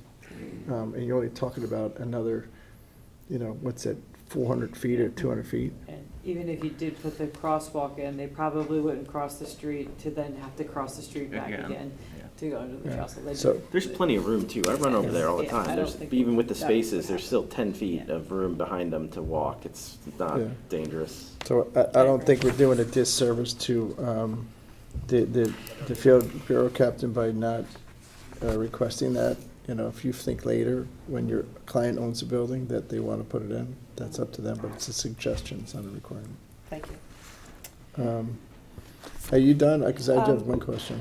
Well, I was just going to say, I do think this is a positive, adaptive reuse of a otherwise vacant space. As I mentioned, the Montessori school never did move into this location. It's been empty. My office isn't too far away from here, and it's basically been empty for a long time. So I think I was pretty excited when my client called to see that we can start seeing some use of this building. Did you walk over to go inside the building? I think I drove. But I was coming back from lunch and we're waiting. Drove? Well, I stopped by. I'm You can hit a golf ball from your office building and break a window with that thing. Wow. Holy smart. I was on my way He owns somewhere 9 else. Kings Highway. He's not driving over it. Jesus. All right. That's fine. You good? I have a question. Go ahead. What's going on with the basement? The That's- basement is full basement. It's last I checked, it was fully finished. It doesn't come in your parking count. No. And it has to have some kind of use. I don't know if the fire department requires you to have, windows or accessibility for fire or whatnot, but it's definitely usable space. I think if we were to use that, if we were to try to put an apartment down there, I think there would be an issue. But the plan right now is to use it as storage for the apartments and for the offices. Okay, can we put that in the zoning resolution? Sure, That if you want to that's what convert it it was to. approved for before. Correct. So- Okay, so if you want to convert it to something else at some point in time, you got to come back. Okay. Okay. I'm not, So you're saying if there's golf simulator request? That's unfinished space. Golf simulator is unfinished Yeah. space. I just don't want people living down there and not us knowing it, or a Yeah. third, Yeah, yeah, two yeah. tenants going down there and having office space in the basement and us Yeah. not knowing it. Yep, agreed, okay. So I guess in order to avoid having to come back, I mean, like I said, there isn't a plan for offices down there, but do we need to include it as only storage, or can we have office space down there as well? That's the question, yeah. I mean, right now, if it's cage storage or, I mean, some of it's gonna need to be stored, it's not gonna be 100%. right. That it's- affects I mean, parking. But it would. If it's usable space, Do we know what the It's not- square footage is down there? well, it's effectively 2,000, it's about 2,000 feet. The building's about a little over 6,000 feet, so it's So would including the be an basement. Additional 9 that would be required? Because the top floor, the rentable area, the top floor is 1,995 square feet. The documentation says the floor plates are 2,000 feet and it's a full basement. There's some mechanicals down there, some of the mechanicals are up on the roof. right, there's some mechanicals down there, and there's gonna need to be some storage for the apartments down there. There's an elevator well down there, because the elevator fully services the basement. Correct. I just don't, if we're gonna have office space down there and someone's gonna be down there, I want to know that in advance versus coming up later. Because this issue of finished basements is an issue in town. Right. It was a huge issue with 96. Brooks Brothers. Right, the issue is more with the number of stories than the number Right. of parking spaces. Right, yeah, the parking's not gonna be an issue, I wanna be clear on the record of what's down there, that's all. So it says here, for the DOMR zone, under section 464, it says, "The area and bulk requirements of the DOMR zone shall meet the standards of the underlying designed office space in section 796. So then I have to go to 796, and it says, height and stories, 3, see note C. And then it says, C, a portion of the basement may be finished and used for purposes other than storage, parking, or mechanical equipment, provided the area of such finished space is less than 10% of the floor area of the story immediately above, and the uses are common to the users of the building, such as administrative offices, lobbies, common areas. So it can't really be a new tenant, and it can only be finished space can only be 10% of the space above it. Which would not move the needle on parking in any way. So it means your Does that office sound space about down right? there can only be, if it's 2,000 feet, it can only be 200 square feet. And it can't be an additional tenant. It's gonna be an existing tenant. It has to be an That's, I existing mean, that was what we were assuming, was we would comply with the regulations for the zone. So Okay, so you're gonna put the copier in the lunchroom for the first floor tenant down the basement, which is the same thing that's what Montessori School was gonna do. Okay, good. As long as we can put that in the regulation, we're square. Yep, thank you for clarifying that, I appreciate it. That's what we're here for, man. You good? I'm good. Would anybody in the public like to speak to this application? Anybody own office buildings near here want to talk about it? No? All right. I have one question for Shoot. staff. Yeah. We haven't gotten a floor plan that is hand-drawn like this, I think it's kind of cool. but for the building permits, will they need a more, It's likely that the Specific. building department will They're gonna need- require a more specific. Now, the property's on public water and sewer, but the building department will likely want, especially if there's new like, walls you're not gonna be able, the going- building department's not gonna look at this, they're gonna say, I need something that tells me exactly how long the doors are. They might. Yeah, they're gonna wanna know some You don't, it does, distances. it's not a requirement, it has to be signed, sealed, And and again, delivered. it's, But they need, fire it's gotta be marshal will simple look at the architect. multifamily. So, Yeah. the fact that it's so they may need more, I'll call it dimensionally drawn plans Right. with specifics, Yeah. but that would be up to the building department, fire marshal. So we don't need to make that a finding or anything, Nope. just to say. I don't think so. It's a conceptual layout. Yeah, Yeah. okay, just making sure. Yeah. Yeah, it's a this concept, is- they're giving us square, Sometimes We those. get them for like commercial spaces, Commercial but they're stuff, not yeah. putting in permanent walls and bathrooms and, you know, Right. mechanical Put in and walls. plumbing and electrical that's more temporary. Whereas this is, you know, they're adding bathrooms and, you know, doing Right. lots of finishes. but they. Interestingly, we're actually not, there's bathrooms up there already, a lot of it's already done. Oh, okay. There you go. Yeah. Legal construction. But you have to make sure that there's an electrical outlet on every wall, there's Yeah. 8 feet Well, that's what apart, I'm saying. GFIs and all that stuff. For sure, I mean, obviously, we'll be Yeah. complying with, Yeah, the with building with whatever the requirements are of Yeah. the Yeah. building. No, as long as they're department. fine with it, I just don't wanna hold it, I wanna be able to close it, I don't wanna hold it up because we need a more accurate diagram, Me that's too. all. Yep. I 100% agree. Jamie, you cool? You good? I'm good. You good? You want anything to say before we close it? No, I guess I would just say, I think this is, in conformance with the town plan of conservation development, and brings some smaller apartments convenient to a transit hub, which I think would be nice to have. I think it's a great idea to have 500 square foot apartments. All right, with that said, I would entertain a motion to close the hearing. Amy makes the motion, looking for, Jamie makes a second, all in favor? board. Hearing's closed. Four Okay? nothing. You might get an answer tonight, depending on how long the other stuff goes. Thank you. Someone want to get George Riley? She'd have Coming play down? next to you. No. Maybe Amy? You can tell you're. Holler at George to get him back in here? Yo, George, wake up. Dozed off out there. All right, next item up. Where are we? Page 2. Okay, next item up is continuation of public hearing regarding proposed amendments to the Darien zoning regulations, COZR number 3-2025, also known as PL 25-120, put forth by Heights Corner LLC, without an S. Proposal to amend section 743, 746, and 748 of the Darien zoning regulations. Amendment to section 743 is to allow certain businesses and professional office uses on the first floor by first floors, I don't know what is that, by special permit. Amendment to section 746 to allow finished basement space up to 25% of the gross floor area of the largest residential floor for the residential amenities, and up to 5% of the floor area of the residential floor for rooftop vestibule. Amendment to section 748 is to add a new note, G, which will require a minimum public plaza of the larger of 8,000 square feet or 10% of the lot area for lots of 2 acres or less. The full text of the proposed amendments are on file and available in the town clerk's office and the planning and zoning office for inspection and online at dariencct.viewpointcloud.com as PL 25-120. The public hearing opened on October 14th, 2025.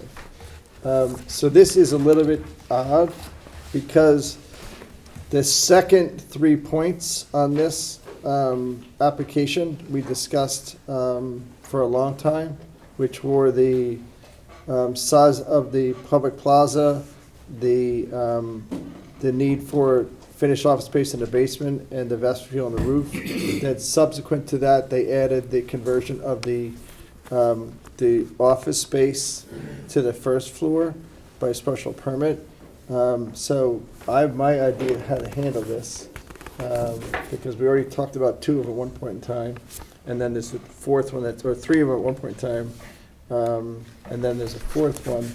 And then in our packets, we got a letter or an email from Mr. Maslin, and I want to let him explain it. They're withdrawing one portion of the application, which is a subsection H to number 48, so that must be the new footnote. Is that what it's supposed to be?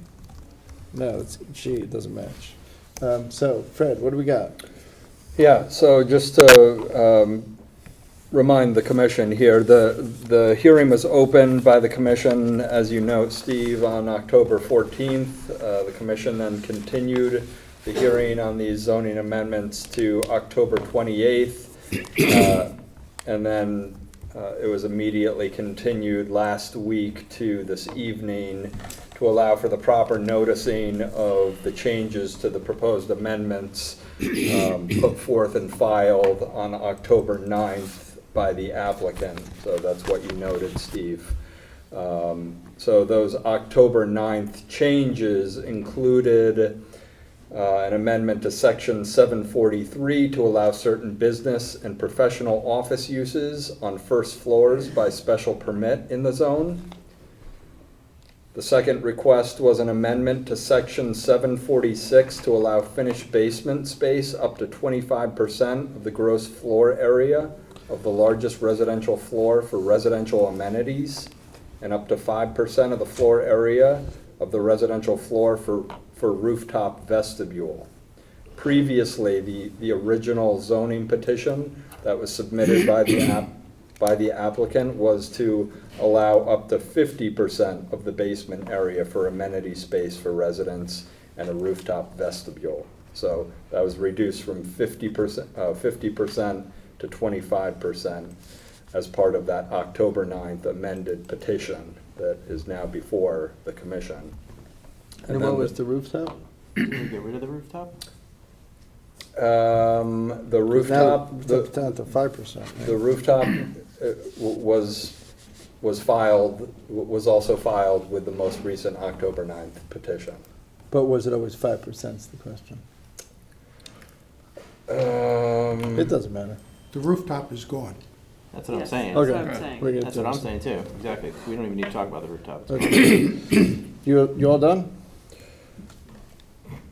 So let me just note also that on November 6th, and since the commission last heard the applicant has withdrawn the addition of the new subsection H to section 748, the public plazas.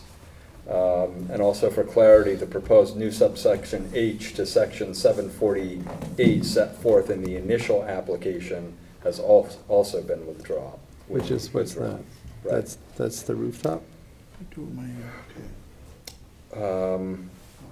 that's, I don't get what the section is. We can let him tell us what he's withdrawing. Yeah, I mean, I can make this make sense Okay. pretty quickly. So there's four requests. Tell us what's in and tell us what's out. And introduce yourself, and I apologize to move Attorney too Robert fast. Maslin representing the applicant. Fantastic. With me, John and Joe Vaccaro are here. They're the principals of Heights Corner LLC. The rest of the team is here, but they'll be talking about the site plan, which is the next hearing. Okay, That's the next application. next application is up for hearing. Okay, so we started off with 3 or 4 requests, depending on how you count them. The first change that was made was we added a special permit use to the list of uses, and that is this new section L to 743, which is business and professional offices on the first floor, and that's general business and professional offices, which is different from B, which says certain uses like real estate, insurance, and the list goes on, but it doesn't include a regular business office.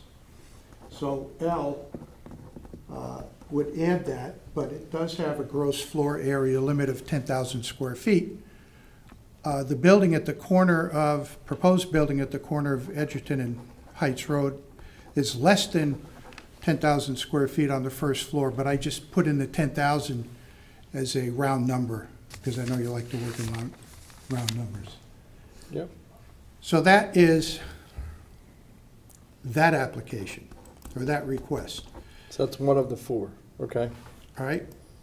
The second one, we've modified this one as well by removing the request for the rooftop vestibule as an additional finished floor area, so that's gone now. That's gone. So we now have a new section, subsection G to 746, which applies on properties less than 2 acres. On November 1st, 2025, there was a question, we had January 1st, and somebody asked, well, why don't you make it more recent? So we did. And then subdivision 1 of G would allow up to 25% of the largest residential floor as basement finished space for residential type amenities with no dwelling units down in the basement. And then So that we stays. moved 3 We're up still to doing 2, which says that doesn't count as a story. Okay. So in between what's now 1 and 2 is the old 2, which dealt with that vestibule. So we took out the vestibule, and we had to change 3, move it up to 2, and take out the Okay. reference That's fine. to the rooftop. So what I've done, So And haven't what's filed going on- yet. What's going on with the public plaza request? nothing, gone, That's out. that's out. Right, so you had 4, you're down to 2. Now we're down to 2. Fantastic. All right, I'm cross out So, public plaza. yes, Cross out rooftop. So what we've withdrawn are all the references to the rooftop vestibules and the change in the public plaza requirements for that 2-acre size building sites. Okay. We did have one in for a while that would have changed the 10,000 to nothing, still with the percentage, but then we changed that to 8,000. Now it's gone completely, so we're going with the original regulation as We're it not stands touching it. today. Okay. Okay? What I have to do is, for the statute, per the statute, we have to file these 2 in the town clerk's office, which I'll do. I can't do it tomorrow. I could do it Wednesday, depending on, Why would you How file things the go. 2 you're not going, not Sorry? requesting? Why would you file the 2 you're not requesting? You What? said for the state requirements, I have to file these 2, and you pointed to those 2 that you're no longer requesting. Correct. Our this request is the now- original in 2. We removed the rooftop. It's We 2 didn't covered remove 2 the basement pieces. part, we just removed the rooftop part. Okay, Because they were combined before, okay. okay? And then 3 obviously was the 10,000 foot Okay. minimum public plaza area. Okay, And so in order to comply with the statute, the final version has to be on file in the town clerk's office for 10 days before you can close the public hearing. I can't do that tomorrow, but I can do it And we don't Wednesday. see the final version in front of us, we just see. This is the what- final version. We just see what you're referring that you're not gonna include, we don't actually see the entirety of its draft in front of us. Right there? That's it. Okay, got it, okay, just wanted to make sure That's that the is it. new G, Since it's not filed, we can't close One it. and Can't two. close it, yeah. That's what he just said. Yeah. He but- said you can't close it. Got it. I just want to make sure that this page right here is in fact what you're going to be filing. Yes. Got it. Thank you. Okay. And the other one Do we? is this. Does "and the like" No, cover the necessity? that's your language. That's what I'm saying for the lawyers in the room. Like, it seems like "and the like" is meant to cover the new proposed No. business and professional offices. No, this and the like already exists. I know, but I'm saying you could get in with a professional office because of the wording "and the like," and you don't need to amend it. I'd Jeremy, have to research that. what'd you say? He's the ruler of, Yeah. he's the ruler I of the don't know request. when that was 743B. 743B.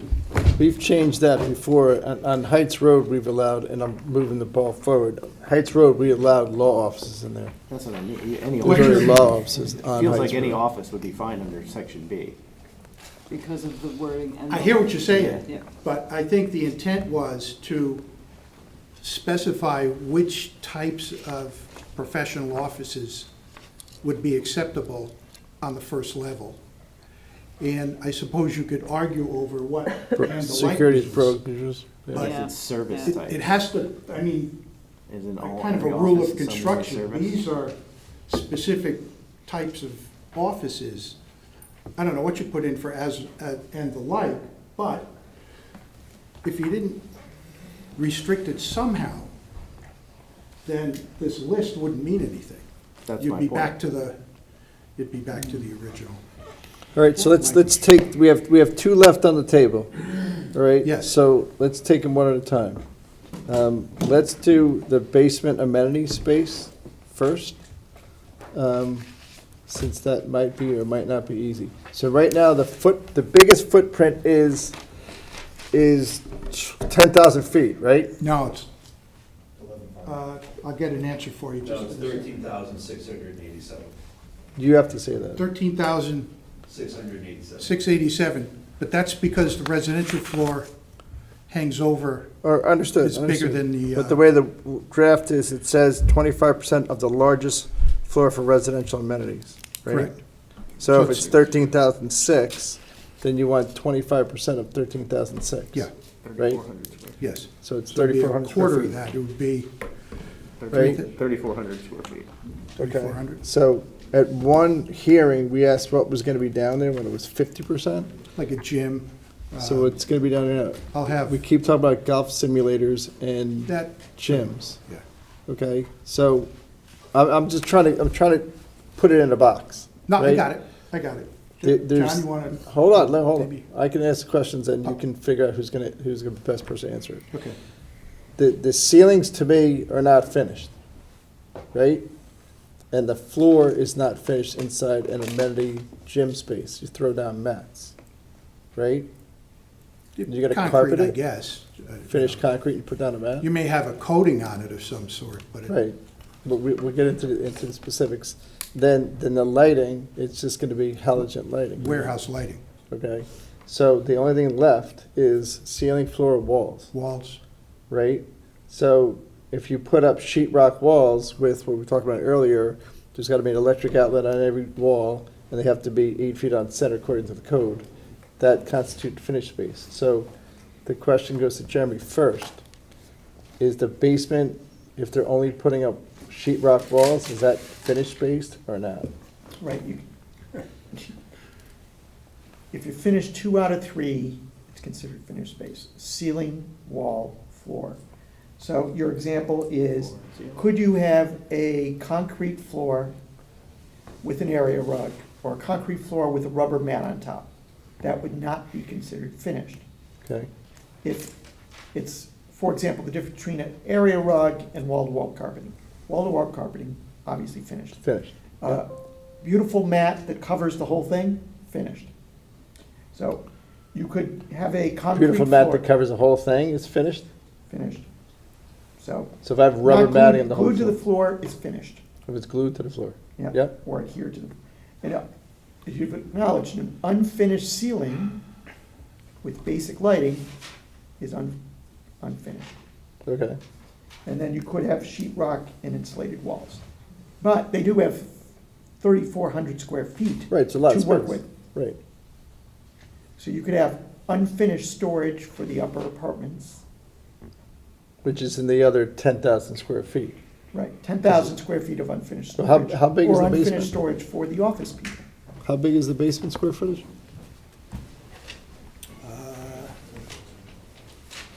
I'm just trying to figure out how much is finished and what is finished. Right. If the basement's, Built hold on, in so you can come up, but if the basement's 9,000 square feet and you're putting 3,400 square feet down there, then that's what the percentages work out to be. I'm trying to find what the hell's inside that square footage. And if we're gonna put cages in the other side, I'm trying to figure out if you Yeah, no, I need got this it. or not. I can go to my other PowerPoint and show you the floor plan. Well, why don't we have your architect do it We instead? could do that too. For the record, folks around my office is very Fantastic. Connecticut. Why don't you go up to the podium, Phil? Thank you, sir. Yeah, you got it. The basement is approximately 9,800 square feet total. The 25%, as you know, comes out to that number, so. But it lands up being a third of the basement space because it's 25% Because the of the basement's floor smaller than plan. the second floor, right? The Correct. first floor is approximately the size of the basement, and then the 2 floors above that are larger floors. Okay. So we're Answer your gonna question. finish a third of the basement. Right now, what we've counted as finished space is the bathrooms too, because Mhm. it's hard to not, in the lobby area and the stair and all of those spaces. So part of that percentage is ancillary spaces for the basement. Okay. In terms of, you went over this a minute ago with the prior application. What's the percentage you're allowed down there? Like, remember the other one, you said of 10% of the space? Well, Bob is looking to change that. Yes, I know, Bob? right. If we deny it, I want to see if they can do it anyway. I know what you're saying. I don't think you need it, is what my point is. You're asking for something you don't need. Well, I always like to have I applications yeah, I denied know, as but it's, unnecessary, but- no kidding, it's a waste of our Yeah. time, but that's Yes. besides the point. But we're trying to be completely above board I get it. because when I you get it. look at the And so is definition, Amy's Avatakis a minute when you ago, look at the too. definition and the regulations of what finished space is, and then you take into account an issue let that came him- up let in a him- garage earlier this Right. year, we just want to be above board and safe about it. I got it. And But I, you're but asking I us- hear you. Yeah, I But you're mean, asking us to change the zoning regulations for the entire town for how big's a bathroom? 50 square feet, Okay, so you have two of them, right? right? So call it 100. 100 square feet, so if a 9,000 square foot basement, you got 100 square feet you gotta finish.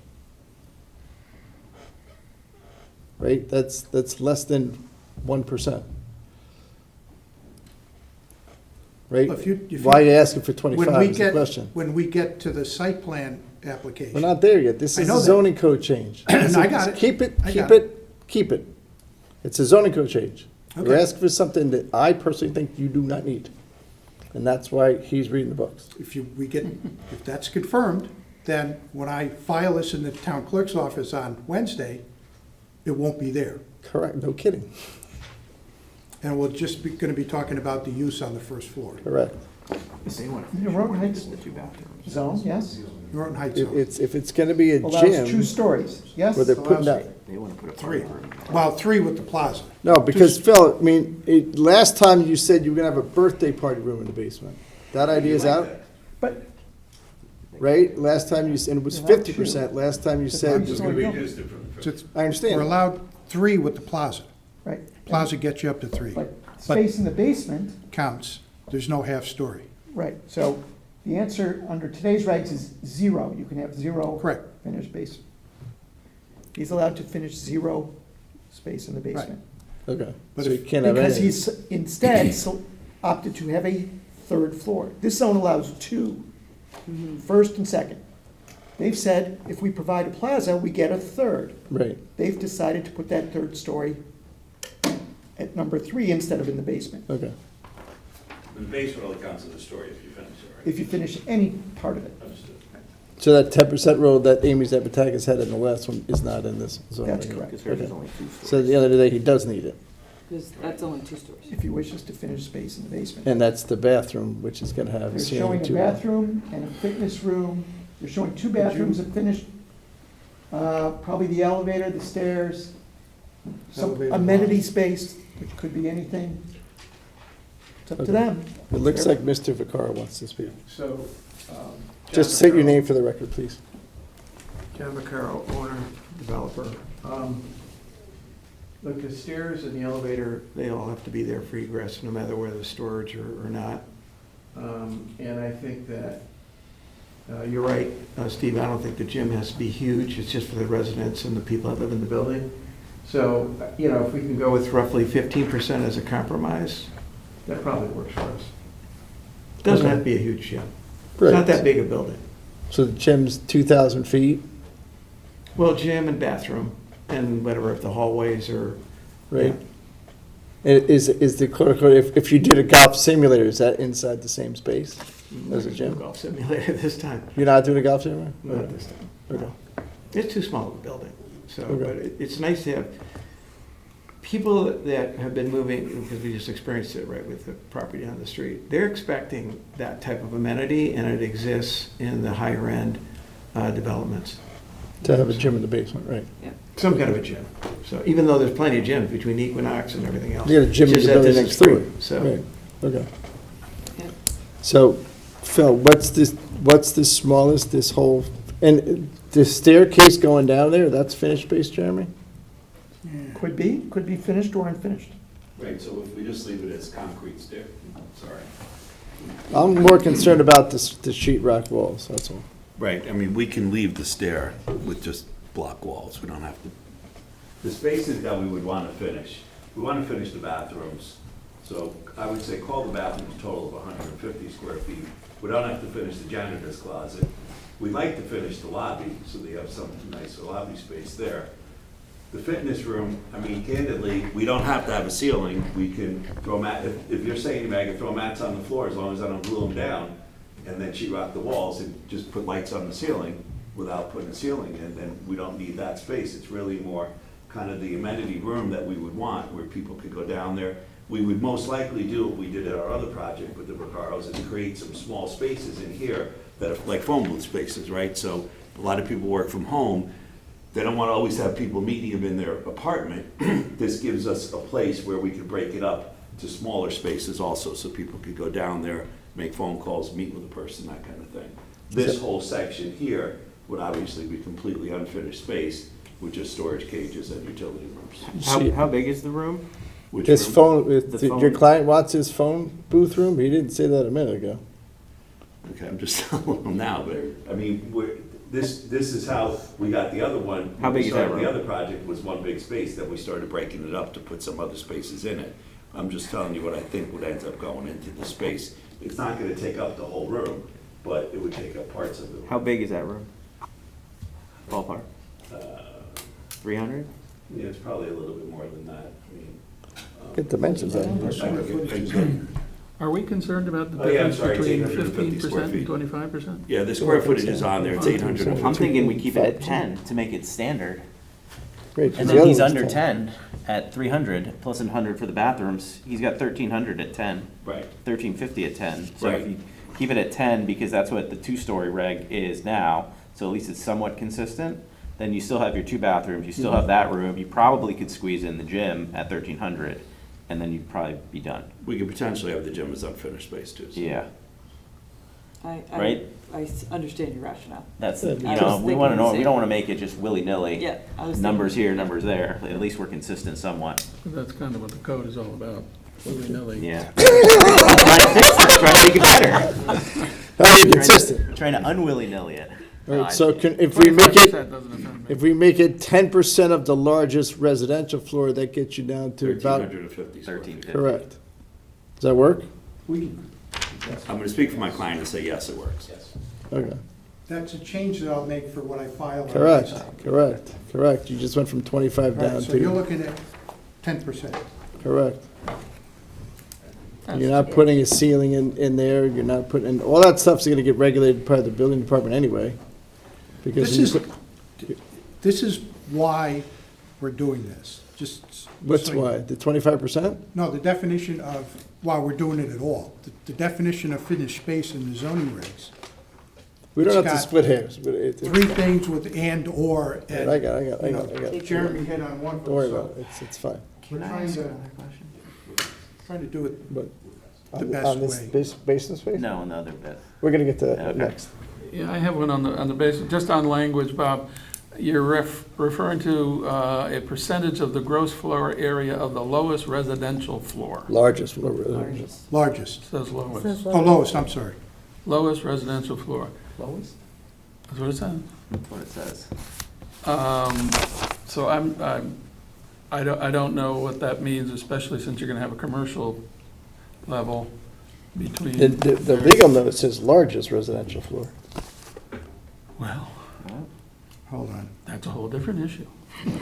But what overrides his, What, he's gonna refile, or? Yeah, it has to be refiled anyway. Yeah. Excuse me, for the record, in our case, it doesn't matter. The lowest residential floor One and the and the largest residential floor are the same. We have two residential floors, they're the same square footage, Okay.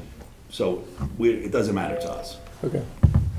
I see. So Bob, the legal notice should, in my opinion, should override, because you don't want to re-notice this, so switch that. You haven't filed that yet, right? Other Correct. one. Other one, request two. Request two. Request Request two, two. Oh, wait, this is the wrong one. that's what we just said. Oops. Okay. I'm trying to get you to go a little quicker. Next slide. There you go. Okay, here. Yeah.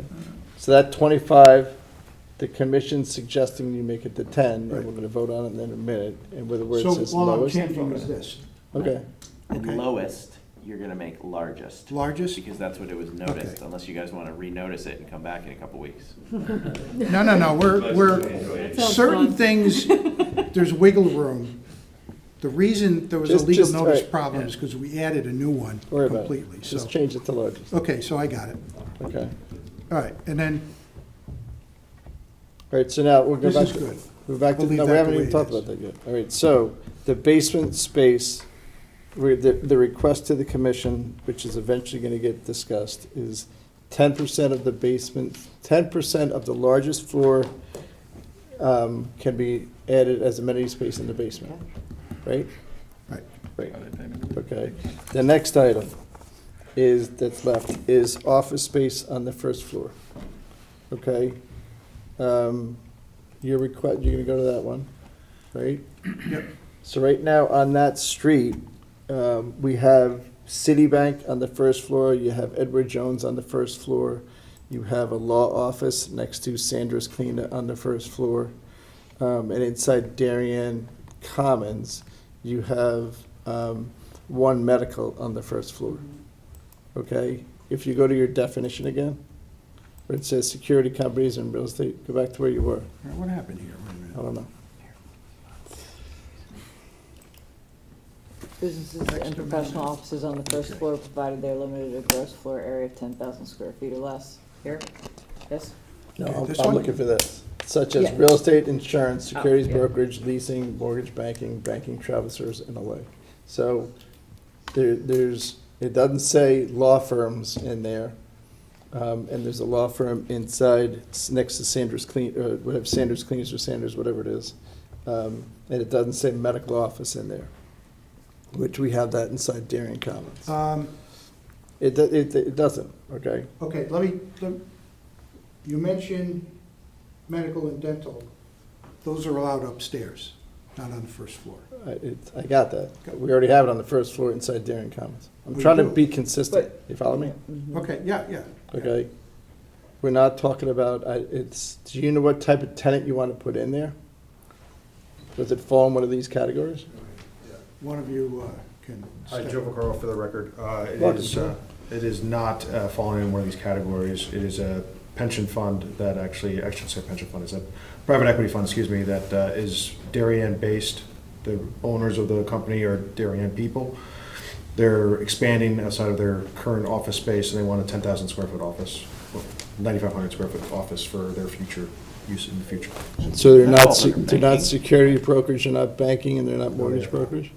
But they're There are business services and professional offices. that yeah. provides a service that's very similar to business, Certainly insurance, like, security brokerages. like banking. I Like- think that They are the like. they are definitely. The like. So- All right. so- I mean, if I'm saying, I'd rather reform B and nix the list than add another list item. I'm guessing may there was a time change this they wanted to be specific to about this real and estate. take out the 10,000 We were square not feet. permitting those Yeah. elsewhere. Right. And they also, I don't know where insurance got thrown into it, because now in a lot of office buildings, you see State Farm insurance on the ground floor of buildings. You know? I don't know what leasing is, but they stopped that. Mr. Vicar looks like he wants to speak. This is my thinking on this. Let him talk first, Mark. You've heard this before, but I don't think the rest of the commissioners have heard this. When we knocked down Thorndale, okay, we lost 108,000 square feet, we all know that. We have a office shortage in town for Class A office, so there really is no space. I mean, the last applicant that was up, putting that back into office on the first floor, we kind of need it, you know.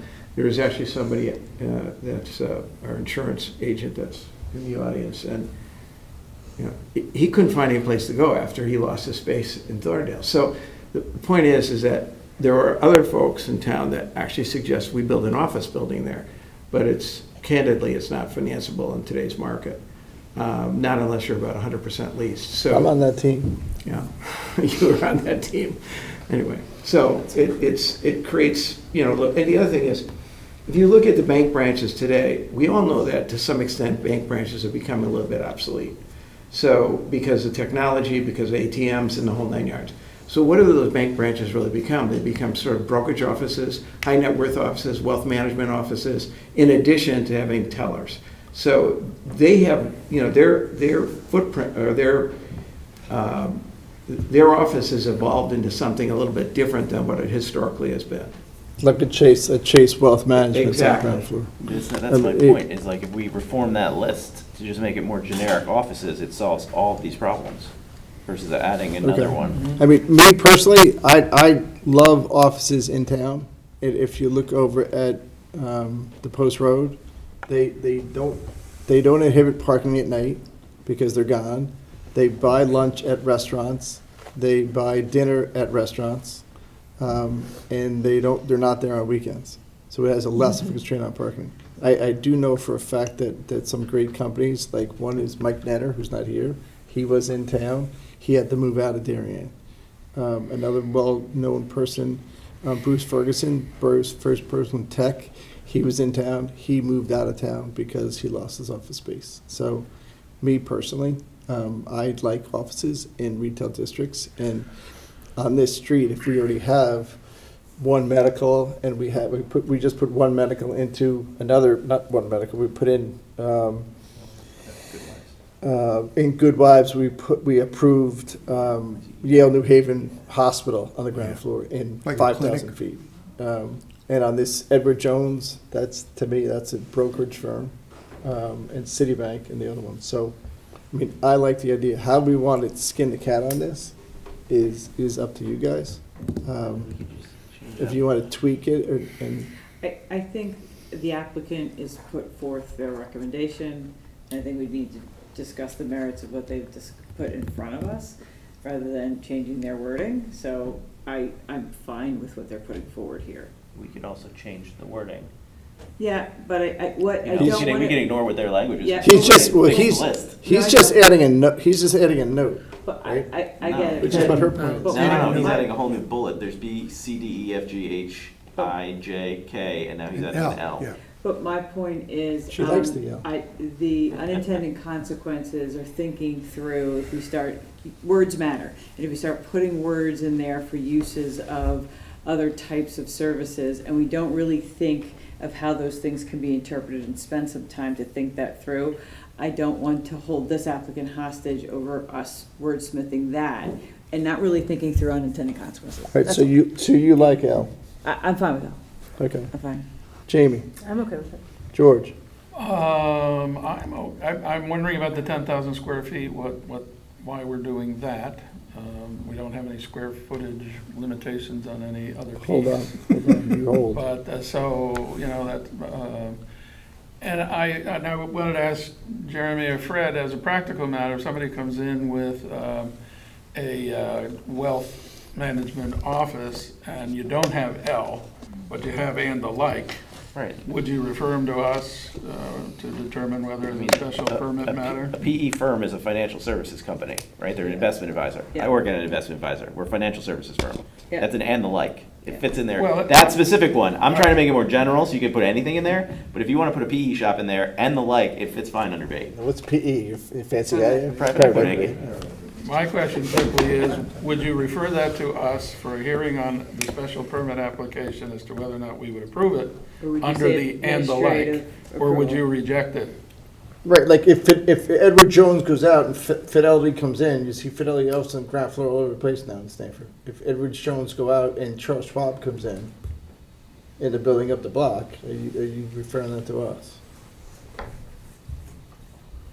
May I? Let me, no, hold on, no, you can't. What do you think about L? I mean, I agree with George. I don't understand the 10,000 square foot. I'm fine if you want to add it. I think it's unnecessary. I think B But covers it. if it's fine, then to Amy's point, why are we wordsmithing? Just let it go and let it Well, go. at least that part is new. The rest of it- But now you get into the situation where what if somebody builds a 10,001 square foot office space and they want to. It's still awesome. Then they got. And then we need to add a J and then a K. Like, Changes to 10,001. like that's the thing. It's like, well, we could just reform the list on B. Or you don't have to limit it at all. Yeah, where you remove the limit. So I would nix the limit and just make it professional offices. Right, Jerry, no, hold on. Jerry's got a question. I like when other people talk and not you. Sorry. Jeremy, with regards to the question, I think we have sent, if Edward Jones went out and Fidelity went in or Charles Schwab went in, No, I'm not talking about swapping like services. I'm talking about somebody new that isn't leasing or mortgage banking or banking, but it comes in, and I would say it's the like. It's a wealth management firm. Would you approve that or kick it to us for I approval? would kick it to the commission because it requires a special permit. They're both special They're both permits, special- it's George. coming to us, And you yeah. would do so under and the like. That's correct. Okay, so I don't have a problem with that. We can live with that. So you're saying we don't need L? You promised to be You're just here saying, forever, right? your opinions are, they don't even need to add this. Yeah, that's So, exactly it. okay, good. My I'm fine with opinion that is too. I don't think it's needed at all. Okay. Yep. okay, so Jeremy, all right, now it's your turn, Bob. What do you got? Thank you. You're welcome. One of the reasons you have a public hearing on text amendments is to talk about it and see if this is the best way to go. And the system is working because we started with one set, and this is where we are. So in that sense, the system's working. So to Amy's point, we can change this. You're not wordsmithing, we're taking input back from the commission. She thinks it's fine the way it is, and so does Jamie. Incorporating it. And And I'm also fine I also understand the rationale, that I don't know that L is even needed. Oh, as yeah, I text agree element. too, I could. the 10,000 is just small steps. We can take that out if that's, And I you're think, not I think concerned that's, about that. an applicant is coming forward under a special permit to You're a coming here commission. anyway. And if they came forward with a special permission, asking for 30,000 square feet, that commission might very well say no based on the size. So I don't Yeah. know that you need it. So can we, Time out. So do you want L or not? And does this PE firm, which means private equity for those who are new to this Falls under game? the like, right. I don't think it's needed. I agree. I don't think it's needed at all. I think it's I don't think it's 100% in there. You listed every other financial type of service. So- firm. So you've created 4 text amendment changes, and so far we only need one. so now you're, so Skip denying this because it's unnecessary. Correct. Like you could just withdraw, like you withdraw the other Well, we two. could do that, then you don't have to make a decision. Correct. I don't want to withdraw and then have you say, oh, and by the way. No, because according to the Director of Land Use, it would be, we need it for a special permit on the application for the site plan, but you don't need it for, There Which are is separate quirky than that. things in the regs where somebody someday might look at this list and say, oh, wait a minute. is it and the like or not? That's And what then we're you end up doing with a right whole now. discussion. We're doing this, Exactly what that's what we're doing right now. And he says it's part of and the like. He's a PE Well, guy. and I'm not a saying big staff guy. would refer it to us for For determination. special permit. It's coming For- to the under commission special for a permit. Okay. special permit review. Okay, Yeah. Tell him it's a permit anyway. just for special trying to Yeah, it's be gotta come to us anyway. on top of things and do it the right way and make it clear that that's really Right, why. but we just wasted an hour talking No, we about didn't, this. the system's working. Okay. Okay. All right. So the message For the is, volunteers up here. we're just gonna, Not the guys that are getting paid, they're on the other we're side of just the gonna go microphone. to 10% of the basement, 10% in the basement, Yeah. and that's it. Yeah. And then pull this. You're making that too easy on them. All right. Stick with Delete. 25. Then it gets voted down. There you go. Yeah. Okay, moving on. Okay, All right, so where are we? so We're not now, closing this hearing, we're not What- closing this hearing because you didn't file it yet, right? we just gotta go down to the, we don't have to do the legal notices again because this is all Right. covered. It's, we gotta have the final language sitting there for 10 days and then you can close the hearing and decide. Okay. So what final language are you gonna put in this thing that's in the town clerk's office? Striking out and then reducing to 10% and largest. Yeah, 10% and large. So it sounds like you're changing 10% two words. largest. That's it. That's it. Great. So we're dropping the roof, we're dropping The the, roof is gone, the 10,000 is gone, I mean, the public plaza 10,000 is gone. right, Uh, first floor office. 743L is gone completely. Okay. All right, All right. So we're down to one. ARB had some interest in the roof, I thought. All right. it's gone anyway, But now it's gone completely. it's gone anyway. ARBs, their cart's way before the horse. They're mentioning stuff that's, we haven't even got to yet. They usually are ahead of us, though. Right, they are, but not as detailed as they are from what I read. Well, whatever. They seem to have a notion of something on the roof. Well, And so at 7 Cedric, they had something on the roof too, but we're digressing, and that disappeared, if you remember. All right, so we're ending this hearing for tonight and moving on to the next one. You know what you have to do? We're Now. continuing this hearing until your 10-day window's open or done, Right. and you're gonna come back on. We have December Special 2nd. meeting. No, we have the special We're one, looking yeah. at Tuesday, November 25th. Oh, really? Is that 10 days from now? Yep, if Bob files it on the 12th, that Is it should 10 work. business days or 10 days? 10 days. I think it's a plain 10 days. Okay. So that would be Tuesday, November 25th at 7 PM in this room. All right, so now we are continuing this hearing to whatever he said, Tuesday, November, what'd you say? 25th. 25th? All right, that's 2 days before Thanksgiving. I guess I'll be here. All right, and the only thing that's in that text amendment change is to add 10%. 10% The basic basic. space, which is the Yep. 10% of the largest floor in the building. And All we're right. still within the window, we don't need an extension, right? Yes. Bob is. Yeah, I'll send Jeremy an email. Okay. All right, and you're gonna send Fred an email that says you're withdrawing this letter L like you've done to this one too? Okay, great. All right, next item, you can sit down and stand up again for a second. Next item, continuation of public, where are we? Here we go. Continue of public hearing regarding business site plan application number 313, special permit application number 344, also known as PL 25-120, Heights Corner LLC at 90, 100, and 188 Heights Road. Proposal to redevelop the property as a mixed-use residential/commercial and perform related site development activities, including the construction of parking, public plaza, installation of landscaping, lighting, stormwater management. The applicant proposes to construct one 3-story mixed-use building with commercial space on the ground floor and 20 one-bedroom, 2-bedroom dwellings on the upper floors. The subject property consists of 3 separate parcels located on the north side of Heights Road to the east of and west sides of Edgerton Street. 90 Heights Road is shown on Assessor's Map number 75 as lot 29. It is 0.74 plus or minus acres. 100 Heights Road is shown on Assessor's Map number 75 as lot 28, which is 0.19 plus or minus acres.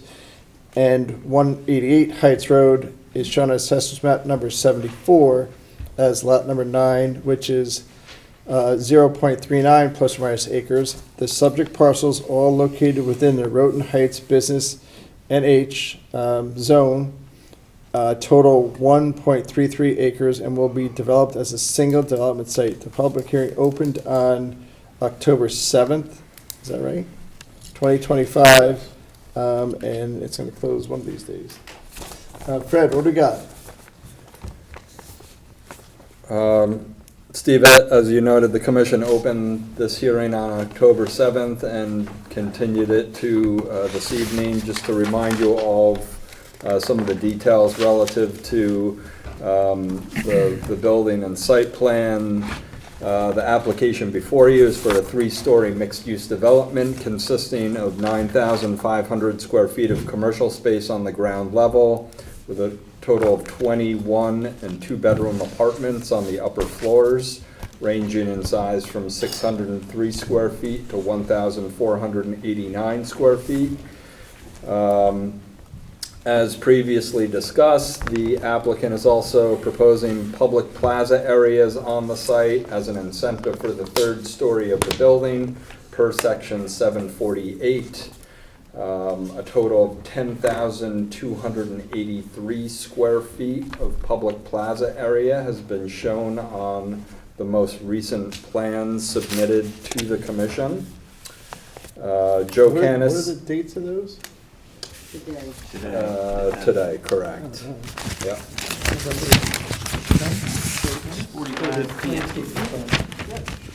Okay, because this letter from October 18th has got a different number. Yeah, November 10th. It's still over the 10,000 feet. Jeremy got a few copies. Joe Canis of Ty and Bond was hired to review the stormwater management and sediment and erosion controls, and Greg Del Rio of Hardesty and Hanover was hired to review the traffic and parking aspects of the proposal. Mr. Canis submitted comments for the record dated September 25th, responded to by the applicant on November 6th. With comments back from Mr. Canis today,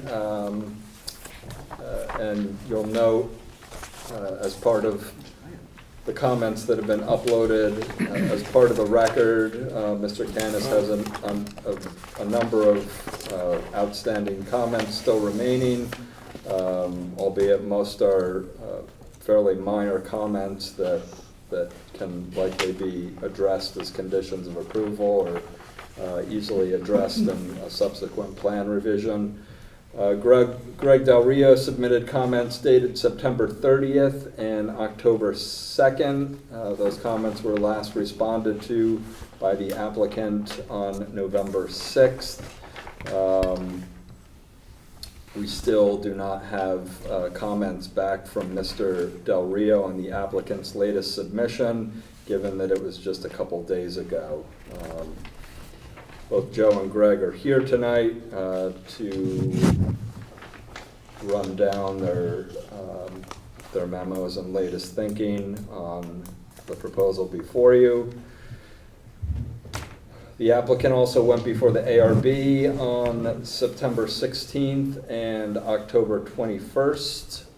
As you are all aware, a favorable report has not yet been received from the ARB, and we circulated a letter from the ARB today to Steve Ovani and the rest of the Planning and Zoning Commission relative to the current design of the building and further suggestions. Not the current design of the building, because we just got the new design of the building today. It's an old design of the building.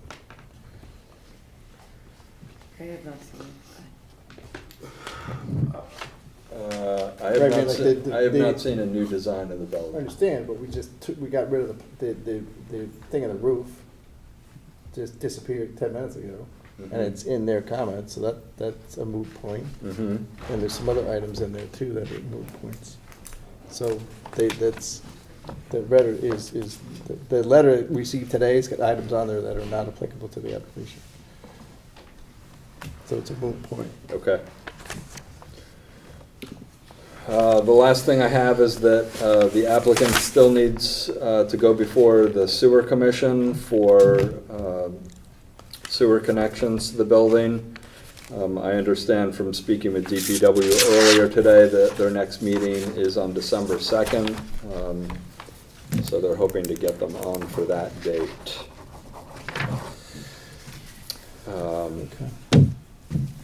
Bob Maslin is here. I'm here. Want to say something first? Yeah, I just want to note that much of what we received today, and we received today this afternoon. So I don't feel like I have an informed perspective yet on the materials that have been submitted today. Just Got it. so. Well, we're definitely not closing Would the like hearing to- today. We know you're not going to close it. Yeah, That's, yeah. that's for That- sure. And I don't know, moreover, yes, we're not closing it today, and we'll need to revisit a lot of these topics, Sure. because I don't know what I'm looking at Right. yet. My goal is to check off certain boxes tonight, which one is gonna be Joe Canis. It sounds like we can't close out Great Del Rio yet. Dave Sullivan's not here. Part of the reason is. Okay, well, we can hear from him, but he hasn't Sure. written his report. He Yep. hasn't written his report. So we can listen to what Harsingham was gonna say, but we can't close it out. Correct. I wanna be able to close out, sections. See how If far we if the get. plaza is, in this letter, the plaza is 10,609 square feet, and now today it's 10,200 something square feet. You're over the 10,000, but we can close out that. So there's certain aspects Yeah. I want to be able to close out. Mhm. Okay, Okay. okay? Then there's the elephant in the room, that ARB has not issued a favorable report, so this design that we're about to spend time on might very well not be. Yeah, I agree completely, but we need to hear from ARB before spending a lot of time on that. We do them in conjunction all the time. I mean, when we did 7 Sedgwick, they changed it 15 times before they finished. So it's not like we're Yeah. gonna put this thing on hold. I agree but with 7 Sedgwick, it was, We denied 7 Sedgwick because of yes, ARB, yes. because it was on hold. And when Well, it, let's see what points of. Then when I it get changed, it. we saw it again. but the footprint was pretty much in this footprint, and then it was how it was, Yeah. the exterior. If ARB's comments are valid, then the whole site and everything else could change, which have implications for the drainage studies and everything else. That's all. No, I understand That's all I'm that. saying. Okay, go ahead. We'd still like to go through and see how far we get. And okay. So, Welcome. Robert Maslin representing the applicant. So this is what I made a list of who's going to talk, and I just want to run this by you, see if you want us to change it. John Vaccaro first to give you just a brief overview of how we got here.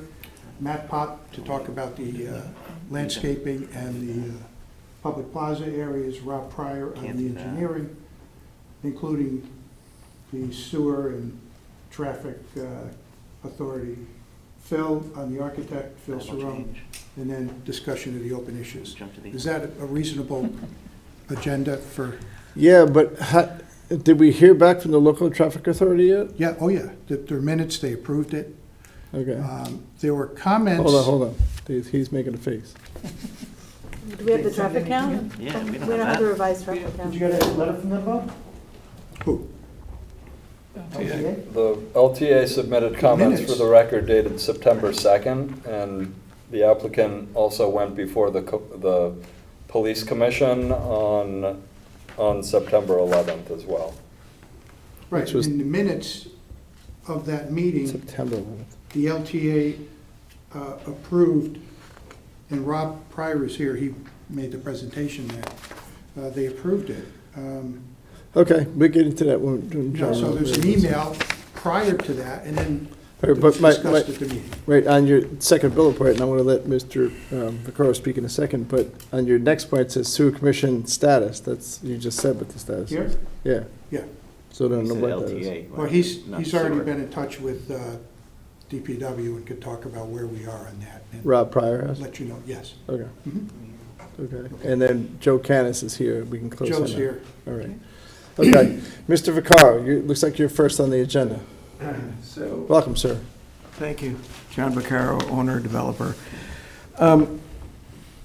What I thought we would do is just give you a little bit of an overview, but then I also would like to put the Matt slide up. I'm not going to get specific on Matt's slide because I'd like Matt to take you through it. But first of all, I do want to apologize for the last minute changes. Some of it, we kept getting input, and this plan was really done about 2 weeks ago, but it just, little iterations changed along the way, so you have the freshest copy that's online, but anyway, apologies, it wasn't intended to give it to you at the last minute and try to cram everybody down. That was not the plan, so. Widely pleased and used to do it all the time. Don't Okay. sweat it. Well, it's not our style, really. No, it's not. So, look, when you think, we've been working on the Norton Heights development for about 6 years. We started with the Palmer family 6 years ago and sat in, in meetings to try to figure out how to design what it was Heights Crossing. And then eventually we bought it. That wasn't the original plan. We were going to do a joint venture with them, but that's a different story. But more importantly, we built it in the last 2.5 years, and we learned a lot along the way. We spent a lot of time in that neighborhood. And then when we leased it, primarily to the residential tenants, we saw a pattern. And I'll share that pattern with you as we go through this little talk here in a second. And then we also tried to differentiate on the retail side something different than Darien Commons. Darien Commons, as you know, is owned by Federal Realty. It's a national firm. It's a very, very large real estate investment trust. And as a result, they have a lot of national tenants. We did something a little different. And for the most part, we don't have any national tenants. We do have one, which is Chipotle. But the rest of them are pretty much local. Even while you could say Goddard's a national, it's really kind of not because it's a franchise. And so the owners own the one in Westport, they own the one at Heights Crossing. But one of the things that we've observed is the neighborhood is transformed into something that I saw a long time ago when I worked in Lower Manhattan, which was the Wall Street area after 9/11. All the office buildings converted into residential, and next thing you know, there were people walking around, walking their dogs and all that sort of stuff. We never had that in Heights, in Norton Heights. So you have two things going on there. One, you have commerce, and we all knew we wanted more commerce there. And two, it's become a neighborhood, okay? So look, the typical expression that was, used, call it even 10 years ago was live, work, play environment, or, urban, suburban, okay? So it's a little bit that, but it's very different than downtown Darien. From the standpoint, downtown Darien is more villagey. It's supposed to be quaint. It's supposed to be charming. There's some things that are getting built now that are a little bit different in terms of scale, but for the most part, it's all New England architecture. And it really didn't have that much residential component to it. Now, there'll be more when phase 2 is built. But for the most part, what you're adding with these 20 apartments is you basically have about 200 more units in the area between Heights Crossing and Heights Corner and Darien Commons. In addition, you still have the old Avalon project with about 189 units. So that whole area is kind of what it is in terms of the new people that are coming to town generally go there. The other thing is it's also the more affordable part of town. So it happens to be where it's entry-level housing for most people in town. They're not all living on 5 Mile River, or they're not living in Tokenique or Long Neck Point. So what we've observed is really two types of tenancy. And we did some effectively focus groups last week. One is it's the Generation Z. Okay, some of them grew up in town and moving back here. They don't want to be in Stamford. They'd rather be here. Their parents are here, and that's kind of that age 25 to 35-year-old. Clearly, there's some millennials, and then there's Generation X, which Generation X is pretty much a homeowner at this point, but there's not that many Generation X. So it's that, and it's the empty nesters. The empty nesters could have come from anywhere. Could have come from Darien. Could have come from New Canaan. We get people from out of state that have moved here because their daughter lives here, their grandkids live here, and it's that kind of thing. So last week, for instance, we had, what's the name of the, I always get the brokers from screwed up, Houlihan Lawrence, and all the brokers, there about 40 of them. And we basically showed them the property, showed them the complex. They want to know what we were building at Heights Corner. And they said, you guys are spot on. This is the type of people that are moving to town.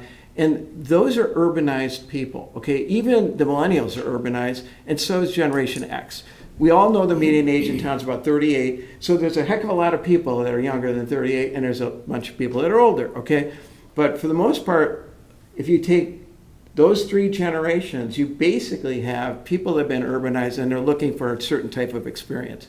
There's definitely walkability, okay? And we'll show that if we can just, I'm not going to go through Matt's presentation, but it's on the plan.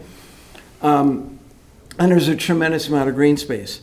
So look, when this is a transit-oriented development. This is right in the bullseye of what, the governor is trying to, pass this week, okay? I'm also an owner in town. I don't particularly like, memorandums coming from down on high, and we have to live with them. But the fact of the matter is, this is what this is. And there still is a substantial number of people that commute to and from New York City, okay? We're 1 hour of the city. It's the center of commerce in the world. And, we don't brag about it. It sounds provincial, but it's not provincial. It is the center of commerce in the world for almost any type of business. So, and we're fortunate that we have 2 railroad stations in town, and this is one of them. So, when you look at being directly across the street from the train station, there's a certain sort of appeal to what we're trying to do. Now, when you think about how we're situated on the road, we're in between a grocery store and a liquor store. That's our anchors around us. They're fine businesses, okay? But there's nothing architecturally interesting about either one of those 2 buildings, okay? The real interest is Heights Crossing and Darien Commons, okay? And Darien Commons is, essentially 2 big rows, nice architecture. It's 100 times better than what was ever there before. I think we all like it. People thought when it was originally built it was a little out of scale, but it's great. But there's some things that the Architectural Review Board brought up that wanted us to do on a 0.9 acre site. This is 0.9 acres, okay? The impediments of this property is the 0.9 acre here, 0.43 here, okay? Separated by a road. Now, who has that? Okay, we have it. We also have flooding, okay? We also have topography issues from going from west to east, and those all have to be dealt with, okay? So to basically run around and say we should be putting 2 buildings like this to match Darien Commons is nonsense, okay? Building 2 buildings on a 0.9 acre lot, when what was criticized about Darien Commons was the railroad style, okay? And that was ARB's comment. They also said they had a comment on use, okay? Now, we don't have to go through the whole ARB thing, but they wanted this to be all townhouses. Well, we're supposed to have first floor commerce. That didn't exist in their idea. The other thing they wanted was this whole thing to be turned into a public park, which we're not going to do, okay? So, anyway. If I can interrupt you for 1 second. Relative to ARB, I don't ever recall in my career ARB ever commenting on the site plan. They went through detailed comments on the site plan. I still don't understand why, but so when you later. think about what we have to accomplish, and you guys know it. I mean, you know it backwards and forwards, okay? We need parking. We need water retention systems. We need setbacks. We need green space. We need... you don't need green space. We need public plaza. We need coverage, okay? You can't exceed 80% coverage. So there's a bunch of rules. And we have to comply with those rules. And this plan actually complies with the rules, assuming you accept the public plaza space as designed. Now, we did work closely with Fred and Jeremy with respect to that. It's up to the commission to decide whether it complies or not. The architectural style. How'd you come up with the L-shaped building? Site line. Basically, what you had here was a wall, okay? You couldn't see past the wall. You couldn't even barely see the post office. You could barely see, the fabric care. And by the way, it used to be West Marine, 30 years ago, and that failed, okay? Because nobody could see it, and then you had all the vines and everything growing on it, right? We had a little debate, we wanted to put low shrubs in here. Some people wanted trees, so we gave them the trees. We took down 12 trees, we're up to 51, 52 trees at this point. The ratio has always been plant 2 for every 1. We're planting 4 for every 1, 4+. So you have a sight line that you can see it today. You can see all the way back to Darien Commons.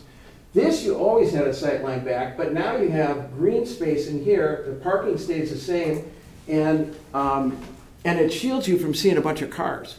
So anyway, the L-shaped building, trying to maximize what we could do, still end up with one curb cut here on Heights, but for the most part, we moved everything to Edgerton.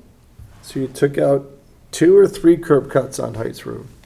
2? Oh, I don't It know, was- this entire thing is a curb cut today, and then there was one. No, I guess I meant on the Yeah. point 9 side. On the On point the side, point there I was, said there was at least there was 3. 3, so you're down to 1, which is Yeah. what we tried to do on the I mean, post it's road. not that busy of a road, but we didn't need more traffic on the road. It was silly, right? Look, we actually think a lot about what we're going to put on a site. We spend, weeks, months, years, okay? We've had a chance to look at this site. It was on the market for a year before they finally decided to run the auction, okay? We were thinking all the whole time what we were going to do. We've been working on this site forever. So somebody to come in and say, well, did you think of this? We thought of everything. No, I remember Jeremy showed me a plan where it was supposed to be an office building. It was set back off the street, and you put an office building off the street, but you don't put a retail building off Well, the street. the other thing is, look, if you covered the whole site, now you're back to where you were before. You don't see anything behind there. And there's some good retail at Darien Commons you want to see. We're going to talk more about, being able to enter here, and you got a letter from the Palmers today that said they're totally in support. They love the walkway, the paved walkway that connects the lower unit and then up the staircase, to the store. And so, I think that was criticized too. But or they wanted all this parking to go away because they wanted this to be, maybe leave this parking here, but get rid of this parking and turn that into a park with green space. It was. I don't know why ARB is commenting on something. Okay, so look, the other thing we don't have a lot of in town, and I would never do this in downtown Darien, is we came up with a contemporary design. And there was one person on the commission, or the board rather, who is a commercial real estate architect, and he kept helping us with the design as it relates to a contemporary building. We changed the building at least 3 or 4 times based on his recommendations, okay? But the board basically wanted to be New England architecture. Everything we built in town, including our house, okay, is New England architecture. So it's not like we don't know how to do it, okay? But if you think of younger people coming to town, and if you just do a poll sampling, just ask somebody 35, 40 years old if they'd like to see a contemporary building there, they're probably okay with it. They probably like the idea. Because otherwise you have something totally monochromatic, and that's what we were trying to break that mold and make it a little bit more inviting, a little bit more urbanized. So obviously I sound like I'm a little bit defensive, because I am, because we've been with all the development we've done in town, we've tried to basically blend into the environment. It's really critical. Think about around all the Catholic Church, all the churches in town are centered in that one little area in Norotan on the Post Road between the firehouse and St. John's. We had to fit in there, okay? And we're going to have to fit in here too. And that was the goal of the design, which nobody ever listened to us on the ARB. They just came in and said, New England design, or what do they call it, federal design. It's still New England, and or colonial. And anyway, that's it. So with that, To me, it looks a lot like what they approved at 3 Parklands. it is not that different, except So why are they they? said we were trying to appeal too much to the commuter. What does that mean? It's got to be 1 out of every 3 households have somebody in that house commuting to New York City, whether it's part-time or full-time, okay? And we weren't appealing to the rest of the people in the area, which is complete nonsense, because that's a side of town where new people are moving to town, where it's affordable, and it's younger people by definition, because if they're later in their careers, they're generally in different neighborhoods. Okay. Let's go to Matt, I'm too furry. All right, so Matt's going to introduce the site plan and the parking plan at the same time. Who did the site engineer? Rob. All right, so Matt, why don't you guys do, all right, yeah, You want to that's do fine. Rob first? What's that? Matt first? Yes. What's gonna change? Well, it's, Where's your landscape? I think a fair if this, amount. if this, a fair amount has changed, and even this is gonna change, because it's got the rooftop unit, which is not there anymore. I know, yeah. Good evening, What's Matt. the point of doing- It's 9:30 already. Right, we've already. It's gone not, over it's, one. you're not wasting your time, because we're gonna check off certain boxes and keep this thing moving. Try to keep it quick. This one's not, This this isn't is one quite of a change. Yes, it is. We have to get to the 10,279 square feet of the public plaza space. It's not a waste of time. Go ahead. Good evening, Matthew You're on. Pop, landscape architect, Environmental Land Solutions. Prepared the landscaping plan here. This is LP1. LP2 has just enlargements of the different sitting areas with the benches, just so you can kind of see where they are a little bit clearer. As you know, height turns on the bottom, everything kind of cuts through the middle of the site, and have on the east side, the parking lot site, and the building over on the west side. But just so you know, the building, the upper floor of the building is a dashed line. So it extends a little bit more than the dark area. The dark area is just the ground floor. So again, the upper building extends over some of the walkways. Now, as noted the last time, we had this pedestrian walkway that cuts through the site. That's enhanced with some bollard lighting, so when you're walking along, kind of leads you through the site. There's pavers along that, again, just so be consistent walkway, so you can clearly know where you're moving towards. Some of the So is that changes- consistent with Heights Crossing and The same Federal? pavers, the same type. And same lighted bollards? Bollard's a little bit different. I mean, I don't care what the bollards look like, but it's the same concept. Yeah, yes, Okay. yep. That's fine. But the same type of pavers.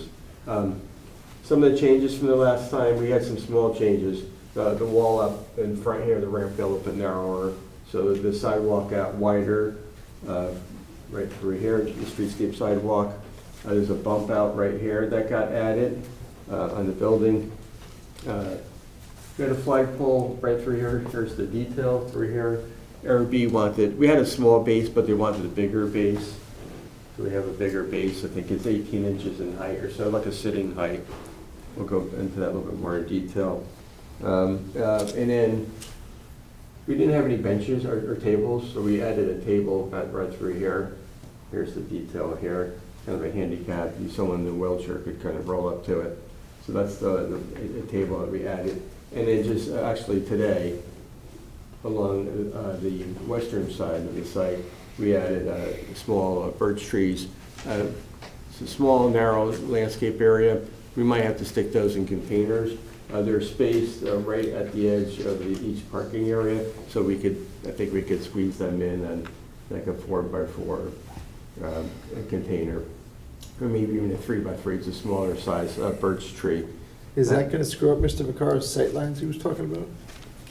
I mean, because it looks like there's a lot of them. You can still there's 7 of them. You can still see through the site through this way, and you'll be able to see, under the building. I think that would be fine. That was one of the comments that ARB wanted, landscaping along that border there, because it was pretty empty between the two parking lots. Do you know how many feet they are on center? They're every other parking space, so 18 feet or so, 9-foot parking space. What's a parking space, 9 feet, right? Yeah, Okay. so they're every other one, so 2 of them, So they're 18 feet on center? 18 feet, yeah.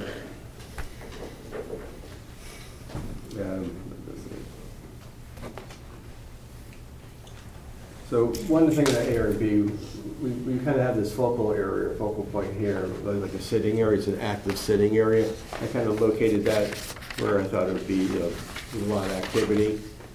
ARB kind of wanted that sitting area to be an area that was more quiet, more passive. I kind of thought that was a nice point here, that you could sit around, you could kind of see the traffic. That's where you want to be sitting.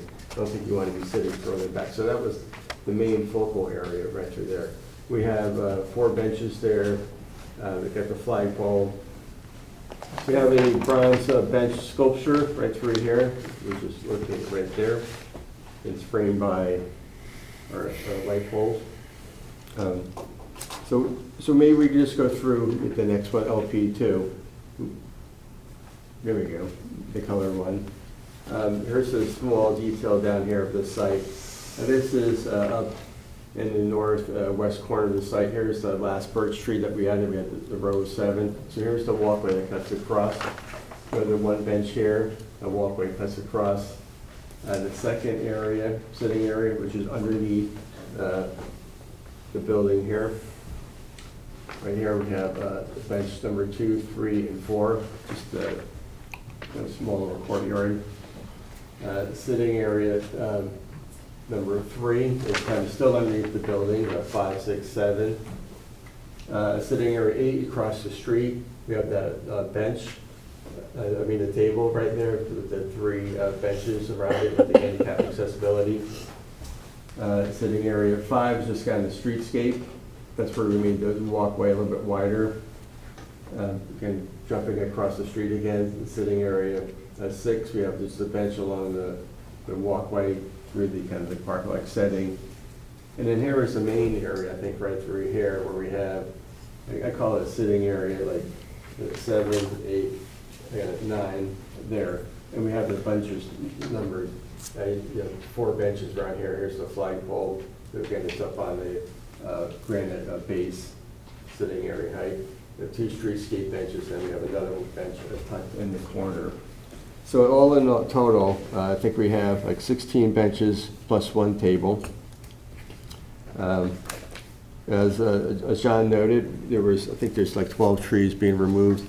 I counted 53 trees proposed on there, so it's almost like a 4.5 to 1 ratio that we're taking out. I think all of the trees are native to the region. So that's kind of quickly, if you want to go into. So, okay, the question is, and I don't know if it's you or the site plan, is Rob Pryor. Last time Rob presented the number, the public plaza, now I think it adds up to 10,000, would you say 10,000? Oh yeah, he had it on my plan. He overlaid it on my plan. 283. So where's the 10,283 square feet of space that complies? There's an exhibit for that. And what's the rule? One of them's got to be 3,500 square feet or something like that? One has to be 3,500 and 10,000 total. And 10,000 total, okay. So prove to us that you get there, and let's see if staff agrees with you.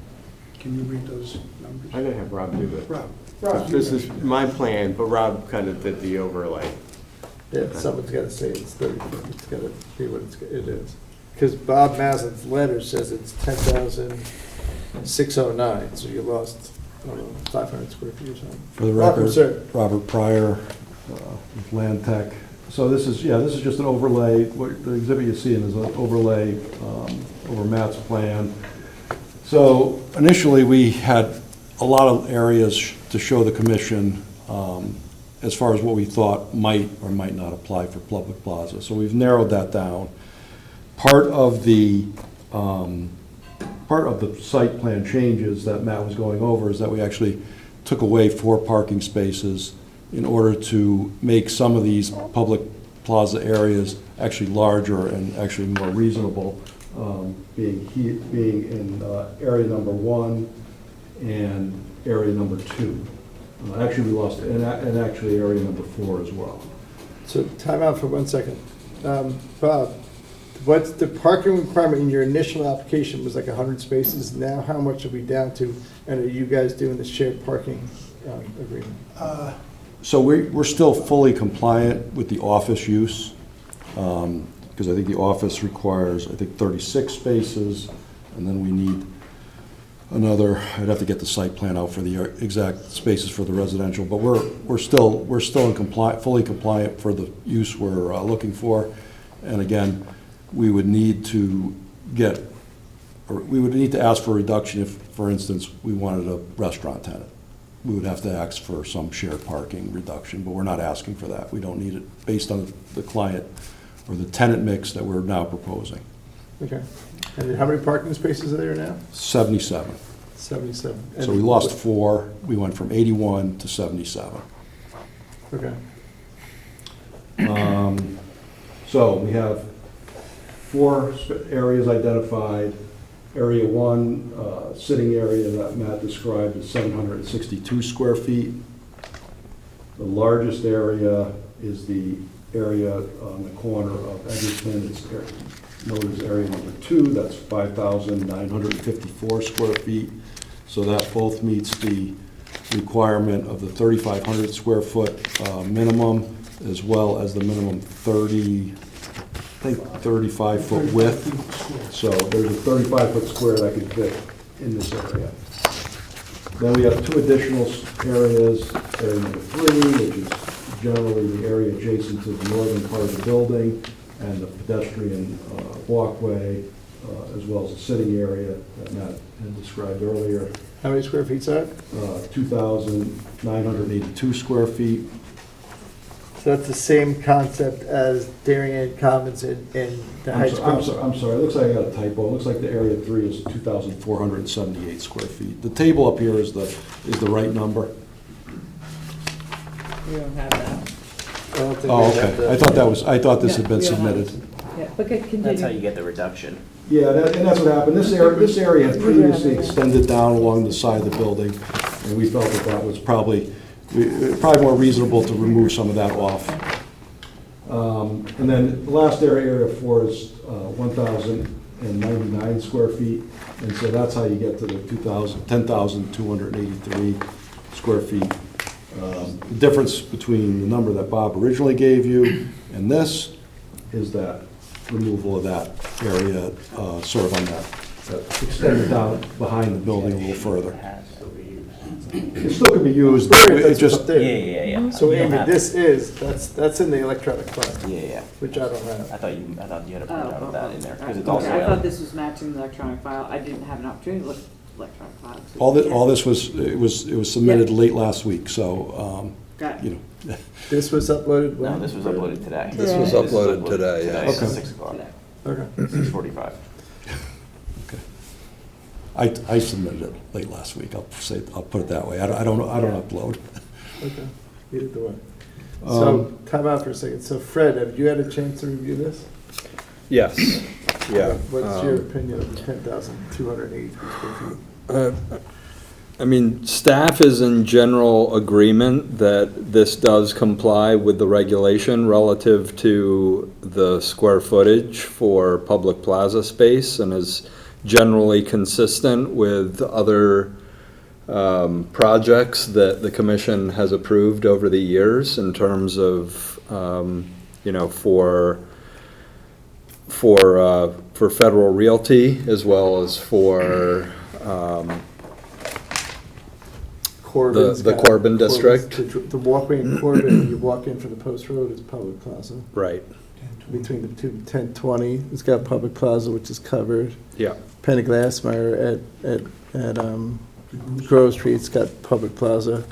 And at Federal, the walking out that connects Sweet Greens to Equinox, that's all public plaza, right? Right, that's So correct. that connects, where's the parking lot? I mean, where's the post office on there? So the post office, I can walk from the post office and go across the street to Bear Burger and get myself a drink and be on public plaza space, right? Yes. But you just chopped out the space in the middle, which is a driveway line. Right, we didn't include the walkway across the driveway. Okay, and they comply with the 3,500 square foot box you're talking about, or that box? Yes, the side on the east side, across from Edgerton, does comply with that requirement for the minimum 3,500 as well as the, I believe it's a 35 by 35 box. Okay. And that fits on that space. All right, so then the last thing is the parking. If they don't have the special permit yet for the office on the ground floor. What's the parking for office is 4 per thousand? That's correct. Right, so it's 10,000 square, they need 40 parking spaces for the. Yeah, it's a little, I think it's, was it 9,500, so I think 38 spaces. I said 40, you said 38, okay. And then the apartments, what's it for average for apartment, 2? I could get the site plan, we could tell you exactly. So it's either, if it's max 2 times 20 is 40, So 40 plus 38 is 78, and they have 77, and I know we're off by a little. Apartments are two. Right, Yeah. I'm just doing round numbers. I'll give you the exact parking requirement. parking. I just don't. There's a lot of I'm just, I'm trying to focus I think we're good in for on the parking, site but- plan. Yeah. If the site plan is fully compliant and it works, then it works. If the site plan's not compliant, it doesn't work, then we have to talk about it. If the plazas work, the plazas work. Hey, Bob? I am looking for, Bob, Hey, Bob. George asked you a question. maybe, can you direct me to a definition of public plaza? Oh, sure. Would that be section 748, Bob? Let's define that. 748, there's a whole series of Criteria. criteria. Is that what you read at A through the G. previous meeting? We went through it, right, at the, Right, it basically allows additional building height if plaza is provided. And 748A through, just what Jamie said, A through G gives the detail of what needs to be in there in terms of size, shape, features. Cool, okay, yeah, So, I'm getting there. Thank you. And Fred, you're cool with this? right, it specifically says, for example, sidewalks don't count. They have not counted sidewalks. Parking lots don't count. The sidewalk that you ordinarily would have. Right, doesn't along, count. so you can see But along not Heights additional Road and sidewalk. Edgerton, they did not count the sidewalks, correct? Right, so Correct. this sidewalk goes out into here, and along the building, we didn't count any of that. Right. 'Cause someone asked me earlier today, was any of the plaza space counted in town right-of-way or town property? No. And this No. map shows clearly not. It's got to be on Okay. the site. So the quote-unquote sidewalks that connect the post office to Bearburger is public plaza space, but if we didn't make them have public plaza, that would be parking spaces. Right? Right. And that complies. It's the same exact thing we did inside Corbin, same exact thing we did inside Federal, same exact thing we did inside Heights Crossing. Right? Because at Heights Crossing, we moved them around at Federal when the woman got the restaurants that wanted private dedicated plaza space like Molto, and those we had to monkey with all the space so they could keep their 5%. But you were not their lawyer at the time? Sorry, You were not Federal's lawyer? I didn't No. do I federal. didn't think Bruce so. Hill did. Bruce Hill did Bruce the Hill, first and one, then Then he moved out of retired. town, Yeah. I think. Okay. So, I'm sorry. go ahead, George, I'm sorry. I just wanted to zero in on the blue space. So you got the parking spots, people are gonna get out of their cars and they're gonna walk over the blue space. But that is not a sidewalk, you're saying, is that right? It's not a sidewalk that would normally That's be not there. a sidewalk that the town, The commonly town used part of it, sidewalks. I think that you would not count as the part under the building, that's sidewalk. Okay. That's, you ordinarily would have that as a strip in front of the, Yeah, I guess, I don't think you'd need to have I don't know you'd absolutely need to have a sidewalk you there. don't need this. So, No, but you need all that to be, you need all that to be, Well, but you don't need it for a site, but we're using it. right. I got it, public sit down. plaza. All right, I'll sit down. Okay. You're putting your foot in your mouth. yeah, I mean, yeah. What will be the texture of that surface? that would be, that's all paver. That's all a paver walkway. Which, so that's similar to So- what's, So that's similar to, I think Matt had said, it was similar to what we did at Heights Crossing. because at Heights Cross, where the liquor stores and Sharky's is, you can walk on that public plaza that goes all the way to Palmer's. And it's a protected sidewalk between Correct. the two rows of parking. Which Correct, is the same exact thing you're doing here. correct. Well, you're not, I'm not Really certain working that from one was place public to plaza space I'm as walking far from the as, post office as across, part of the, it was? Okay, okay. right? You're walking from Sharky's off their property to Palmer's, which they don't own. through the trees, and, yeah, I don't know. It's the same thing you're doing with, same You're thing claiming you're doing- 2,500 square feet for, okay. That's the other part. I don't know. If it complies, it complies. I hear you, Steve, but I'm thinking about it. Question, at the front corner of the entrance to the building, it looks, is it my imagination, or did you expand that, when the shaded one that I can see on this landscape, it looks like, did you expand that non-asphalt area? It looks like it scoops out further. Back to the shaded one. Yeah. Okay. One more. One more. There There we you go. go. Yeah, where the main entry is to the main building. Did you expand that tan area I think that's. that goes into I think the that's street concrete. more? It looks like it's way into Edgerton. That's the pavers are up here, but this is concrete. We didn't, this wall got shifted. Into Edgerton. It looks like you bump into Edgerton. Yeah, into the intersection. And you Did take out a, you see how it's expand you see how just above the corner? where your trees Go are? up. Edgerton is wide there, and then it gets much Right, narrower. I think These are that's parking spaces. parking spaces. Those are parallel parking spaces that we've provided. So we didn't narrow Edgerton You at all. expanded. We basically just moved, we pushed So that that's still curb very line. much a two-way directional. And Yes, you didn't yeah, so you're squeeze still, that pinch yeah, point. so we just, Carved in. Got it. and Thank you. just carved in the parallel parking That's the spaces. same thing they did in front of Goddard School. Great. Right, and There's that's, Goddard School, now there's a turning lane there, Got it. and Understood. there's Yep. 6 parking spaces up front. Got it, which got is- it, got it. Okay. I think we're good on the plaza. All right, so we're good on the plaza, we got that. The second question, just while we're here, where's the loading space for the apartments?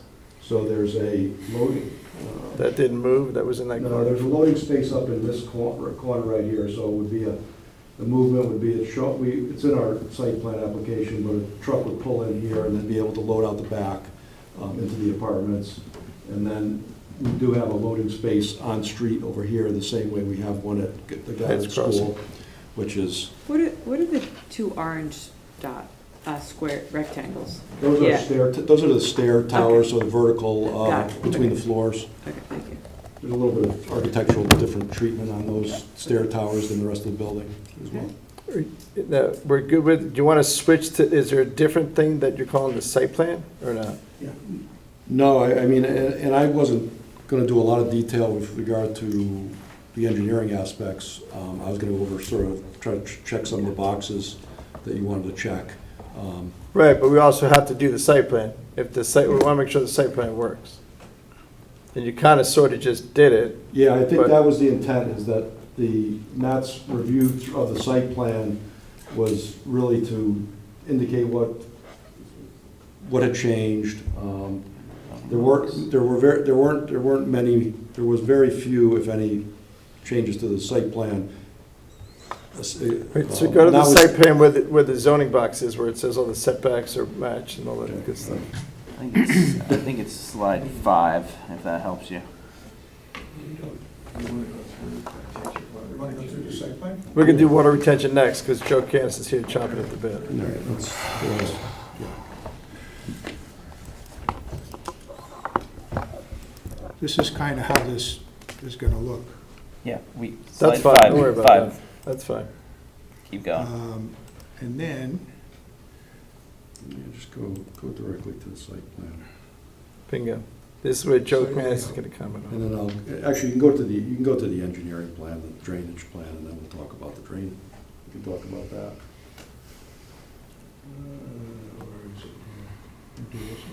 Yeah, that's fine. So with regard to the engineering review and site plan, we started with Joe Canis' first set of comments. We had 38 comments in his initial review.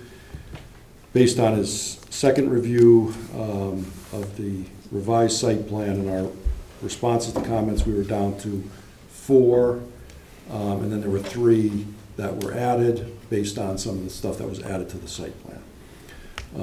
None of these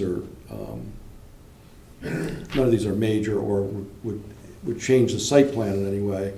But there are essentially 7 comments that we have to address. One of the changes to one of those is respect to one of the things that we had to do to comply with the new drainage manual which was the addition of a infiltration system for the footing drain, the sump pump for the footing drains. So that's a new requirement in the new drainage manual. Now, we used to be able to pump footing drains into the stormwater system. Now the town requires us to infiltrate those. We did add that system, go do the calculations and size and add that system to the engineering plan. Okay. There was comments at the last meeting about our compliance with the new stormwater regulations. I mean, I wasn't 100% sure where we were. I thought we were fairly in compliance, but Joe's here to tell us. as we stand here today, there's 10 standards that you have to meet in order to be in compliance.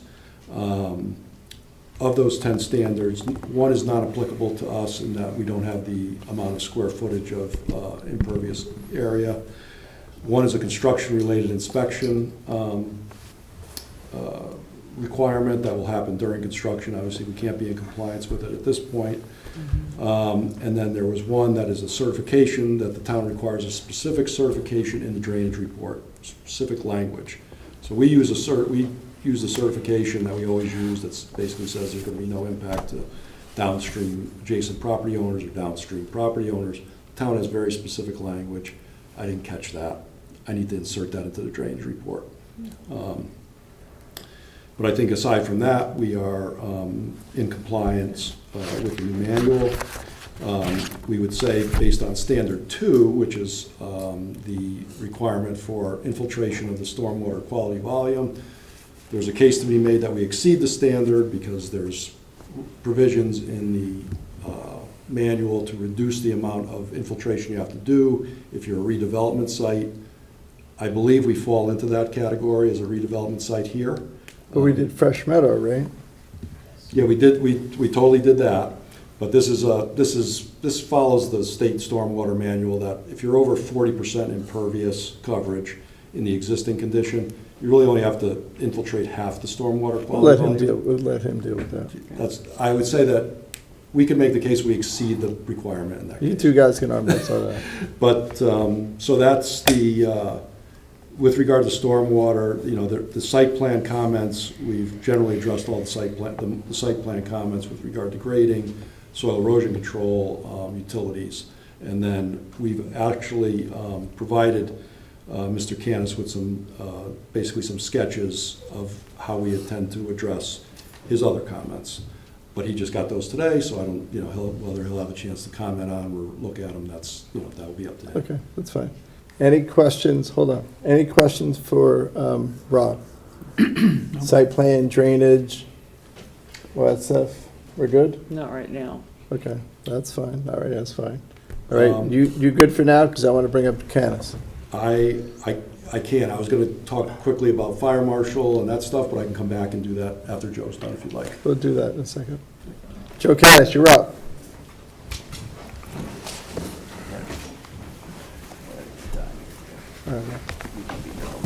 No.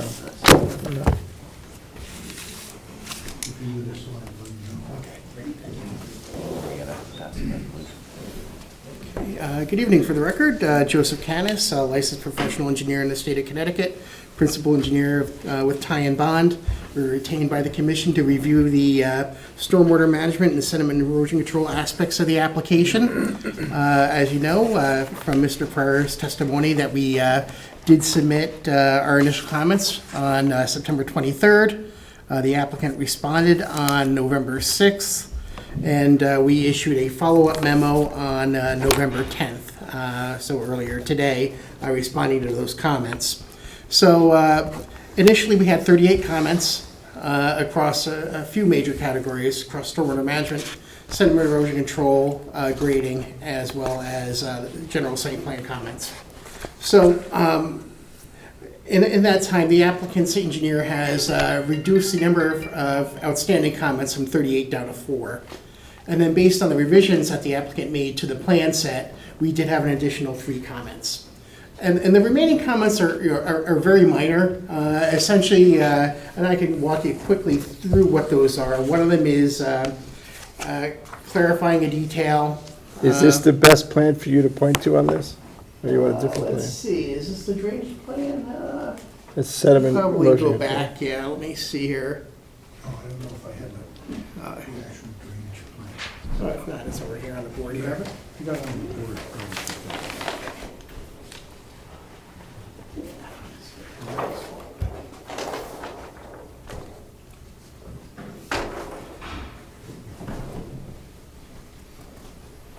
Here we go. I got it.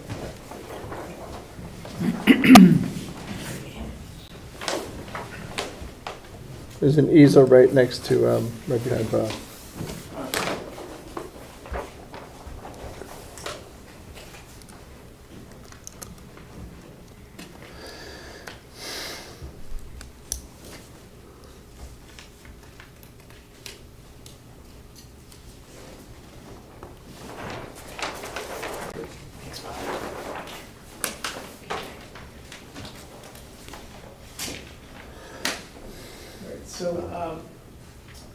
Alright, so other remaining comments, one of the comments was, there's an outlet control structure.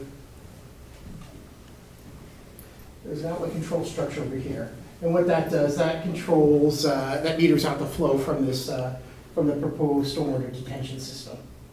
And my comment was, I was looking for a detail for that, and then in Mr. Pryor's response today, it's just a simple manhole with just a an inlet pipe that comes into that outlet control structure that's set a little bit lower than the outgoing pipe. So that's what controls the flow out of there. So in that case, a detail really isn't necessary. I was thinking it was something more complicated than what it actually is. So that's good news there.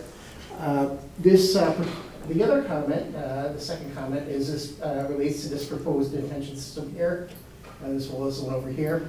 What they are, they're basically concrete galleries. They're called retaining units. They're 8 by 8 by, I don't remember how high they are here, but maybe 4 feet high or so. And they have stone beneath them.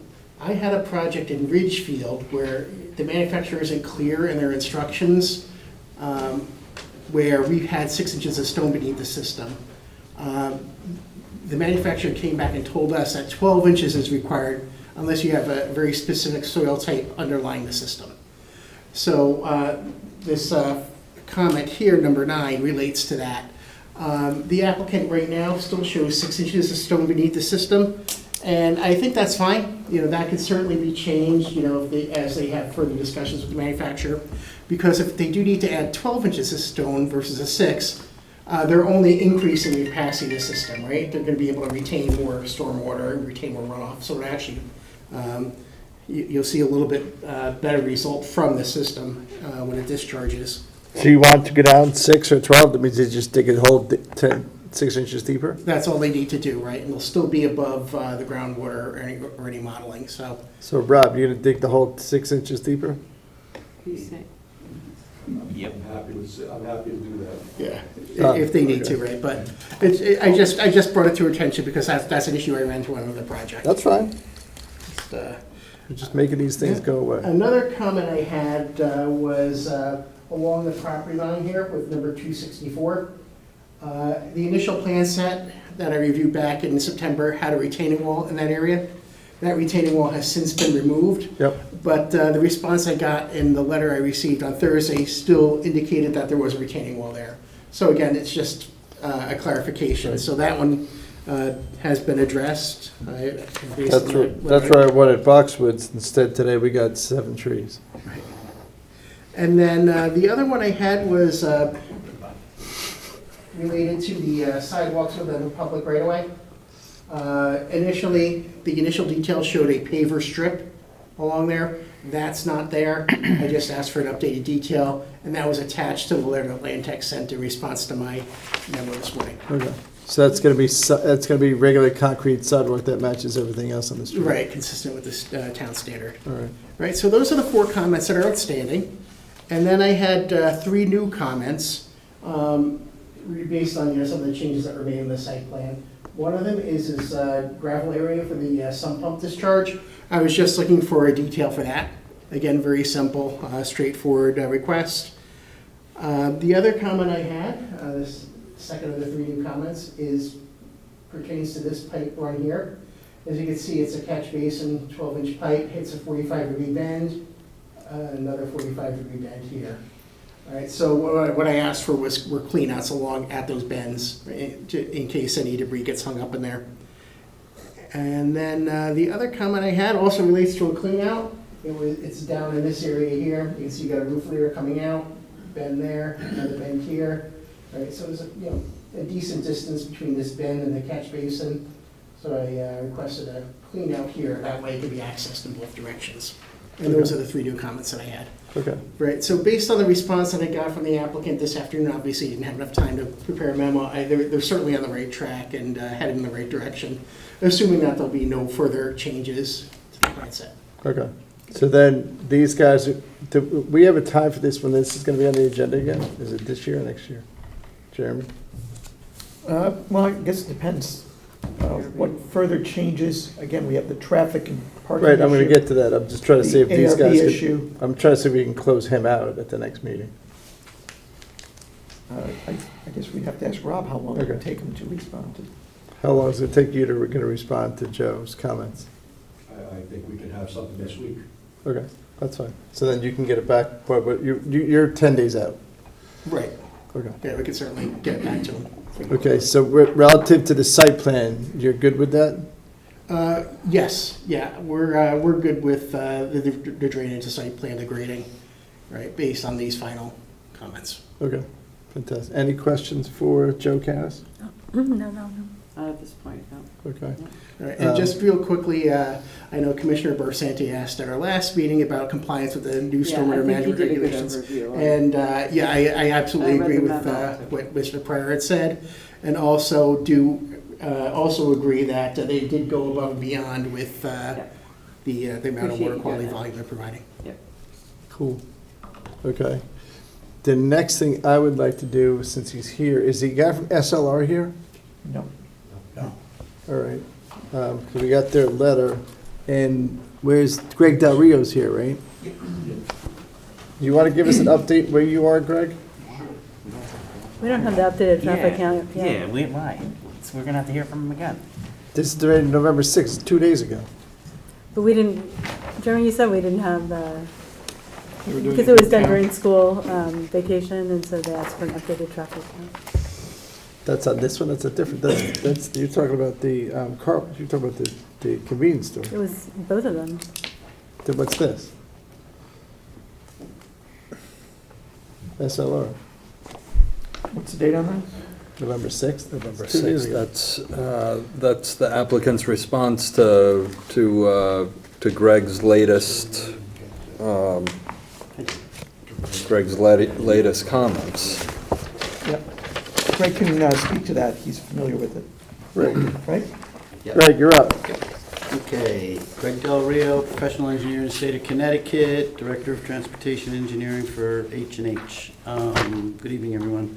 So yes, we did have a chance to review the memo. We also took a quick look at the updated site plan for some of the comments that we had made regarding truck turning movements and sight lines. We just haven't had a chance to formalize a memo. I did put together an email with our thoughts to Jeremy and Fred. So I'll just summarize real quick what we found. Regarding the SLR traffic study, they addressed all our comments, and I'll just run through them quickly. There was some, the counts were done in the summer. We asked them to redo the counts. The counts did come back, just FYI, about 20% higher. So, just Do we have that a in little our bit pack? feely, No. information for you on how traffic changes around Norotan Heights. But they made the adjustments. They also addressed the comments that we made about trip generation.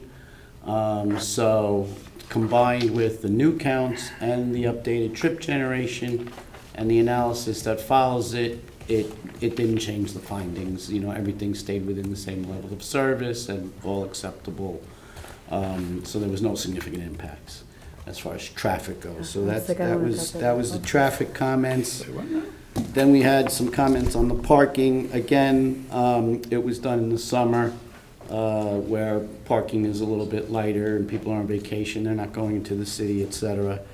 So they did redo the parking survey, also because they were, proposing the overflow into 2 adjacent parking lots as well as the commuter parking lot across the street. So they went back out and they did from, I think, where the public is allowed without permits, which is from 3 or 3:30 on. And that's really where you would start to see the pickup of activity if they did a restaurant use. Use a restaurant, that's off the table. So I do want to echo that, because if it's office, then everything's fine.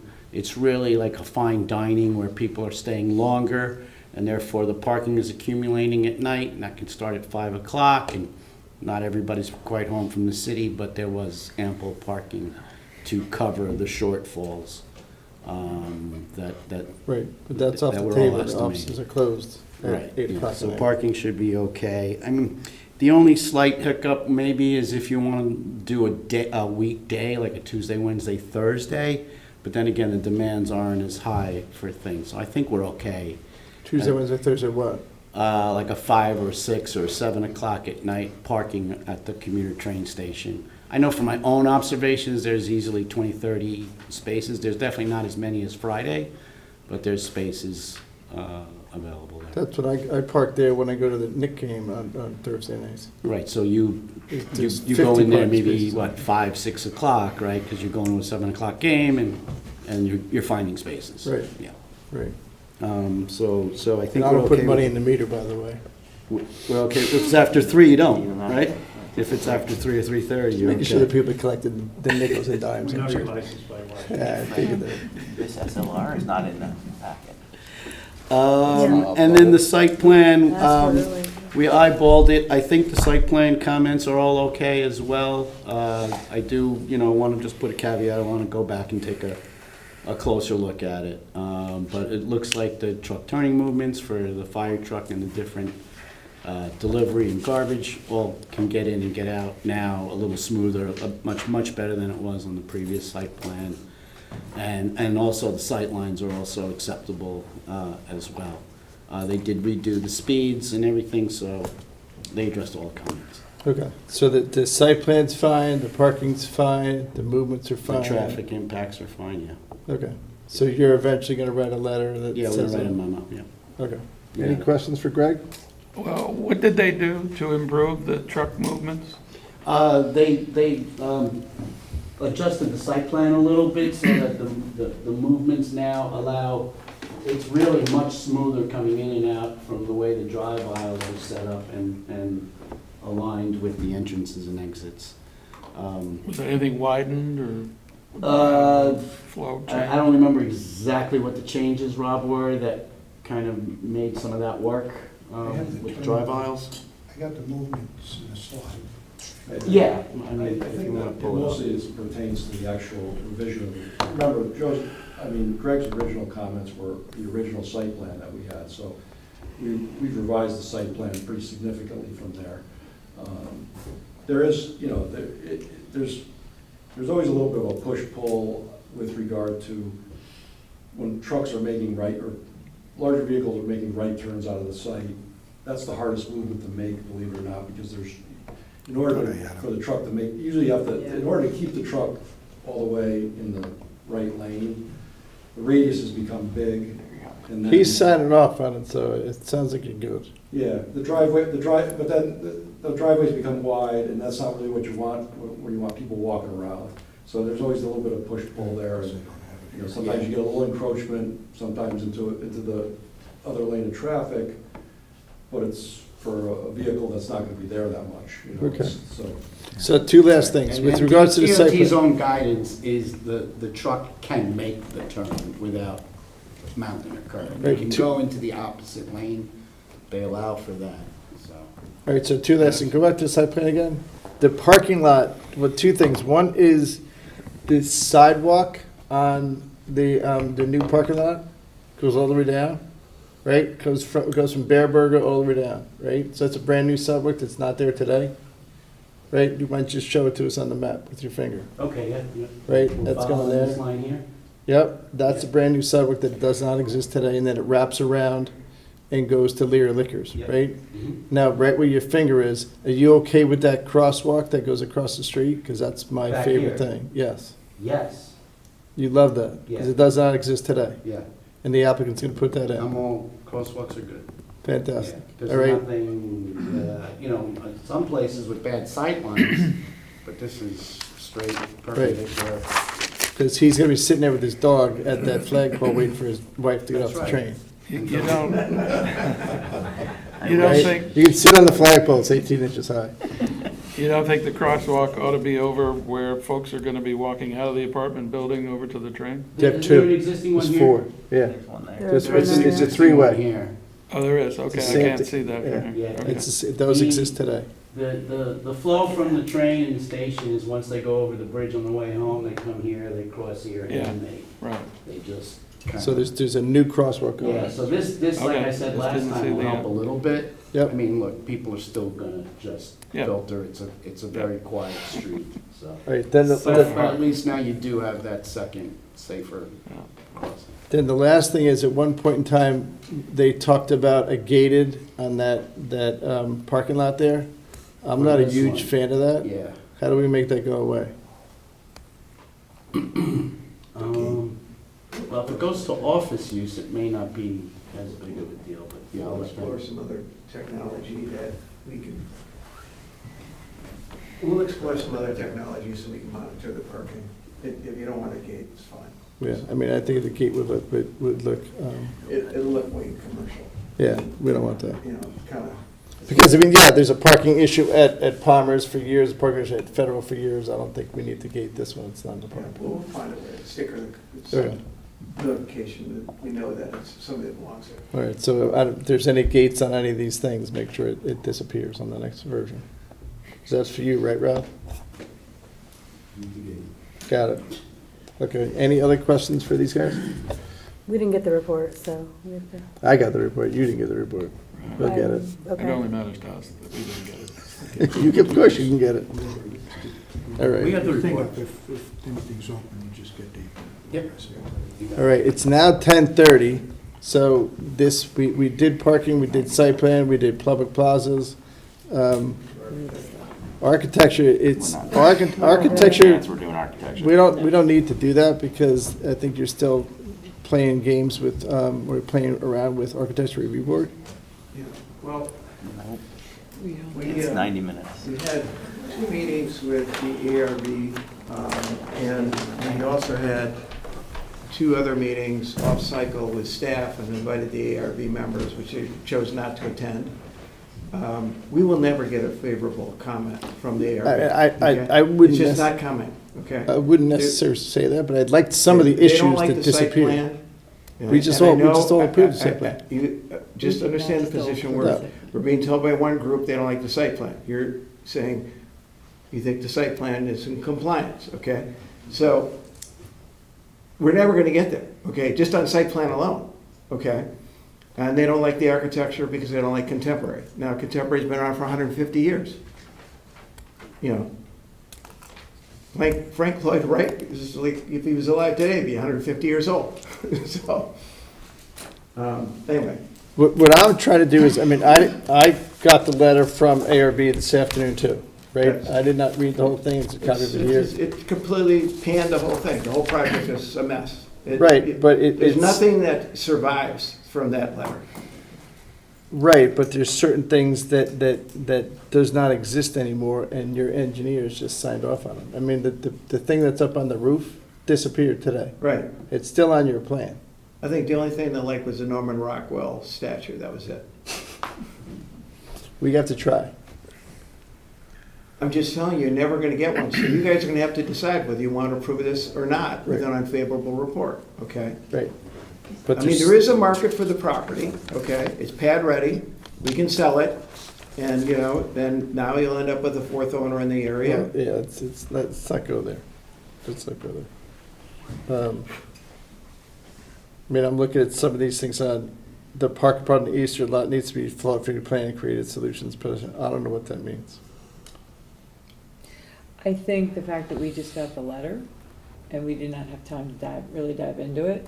I think, and we already have to continue this hearing. I don't think we are, it's gonna be fruitful discussion to go through the architecture plans at 10:30 at night, given all those circumstances. That's fine. my I will tell you, perspective. the letter is extremely difficult to read. You have no idea what, I mean, if you wanted another window, that's easy to understand, but it's not written that way.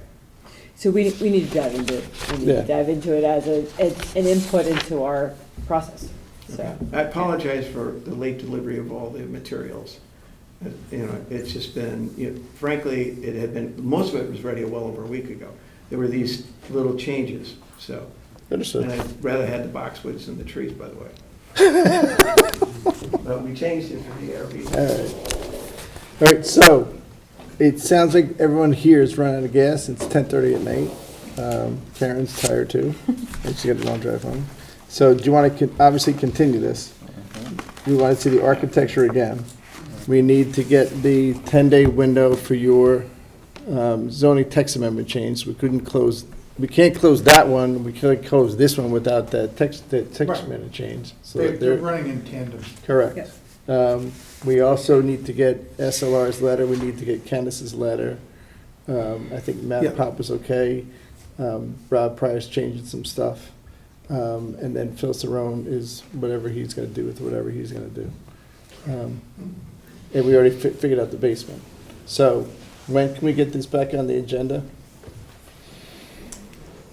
The earliest possible date would be the 25th. We continued the zone change to that night, The 25th of November? 25th of November. All right. December, you can't do December 2nd. We can't, December 2nd is full. Oh, The carers are out of town that week. December 2nd. December 2nd is full. There's not any room on the agenda. December 9th. So it's either the 25th and somebody's not here because they're in Hawaii The for second is a special Thanksgiving, meeting. or Yeah. it's January. Well, then we go to ARB time. Right. So you get, I have no idea. When is ARB meeting? Because the site plan that we have today, that came tonight, this one's changing. Because this has got the rooftop terrace on it, right? And they've not seen these trees, right, along here? So they gotta see that too. Right? ARB meets again on the 18th of this month and then December 16th. We're not there. Yeah, I mean, it's possible ARB could schedule a special meeting, but I wouldn't count on it. wouldn't count on it. But right, but if they look at it December 16th, we're not looking at it again until January anyway, Correct. all right? So it's either they go to ARB on the, what's the other date you said? December, week. 18th. November 18th or December 16th? It sounds like he doesn't want to go to ARB, but he's gonna have to anyway. One meeting's one thing, but one for multiple more meetings, when we're not changing the plan. You did change the Joe plan. Carl applicant. Right, this plan got That plan got changed. changed, and frankly, they never saw the previous, they never saw the most recent architecture that was changed today, but also changed within the last week and a half to 2 Right, weeks. so The full board hasn't you seen got, it. you got to give him the most recent stuff. 100% agree with you, but our point is, we like the plan, we like our architecture, we're not intending to change it drastically. So if The they come back architecture- and say they want federal style, then we're sitting there in the same position saying, we're not gonna go back, because there's not gonna Right. get anywhere. No, I get you, but what I saw today matches 3 parklands. It's very similar to that. Phil Right. could speak to that, but I So understand. maybe, what you're saying. Yeah, and we don't we don't want to get. We don't wanna go into that, but I'm just saying, it's very similar. All right, so what do you want, is this going to this January, November 25th, or is it going to January?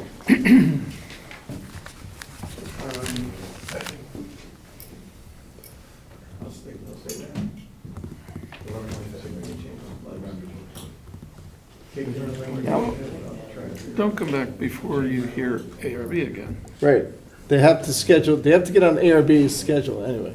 The ARB I cannot speak for the ARB. I am not the ARB. The ARB deadline was last week. So you can't even get on ARB. They can't get on ARB for November, whatever date we say. So the only time you can get back on ARB's schedule is December 18th. So if you're going back to ARB, which is what we're suggesting that you do, you're going December 18th. That means you're coming to us in January. That means he can stay on his plain tree. Okay, next topic. Right? Yep. Okay? They don't have a big choice.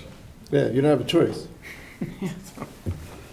they'll see us next week, unless they'll make an exception. I don't know if they'll make an exception and allow us to present next week. I don't know. Right, so let's do this. Let's delay it for the first meeting in January, which is January 6th. If you get the ARB faster, you have a place card holder in the other one on November 20, whatever it is. Right? November 25th, which is Tuesday. But you can't continue the hearing till January and then You can? We can continue to the 25th and then immediately continue to January. you could do that, but you can't continue it to January and then Undo have it. it show up on. And then All right, undo don't it, do yeah, so we that. gotta Then continue continue to January 25th. Continue January 25th. I mean, November Be 25th. present for us to just continue. Continue it to November 25th. Okay. And then if that doesn't work, then we go into January Immediately continue. 6th. Correct. Do you want to keep both of them open, What's that? or do you want to close the text amendment? We can't, until you file it. No, not now. But we could on November No. 25th. Oh, on the 25th. 25th, we could potentially think about closing the text. That's what I meant. Do you want Oh. to keep that open until whenever we get back here with the site Close the plan? text amendment as soon as possible. Yeah. Okay. So you're coming here the 25th anyway. Oh, I am anyway. Right, you are. You know. All right, that's good. We good? Yeah. See you November 25th. All right. Next item on the agenda. Thank you, everyone, for putting up this. General meeting. We're going back into the general meeting. Business site plan application number 24-AI. Is that right? There you go. Special permit, flood down prevention application.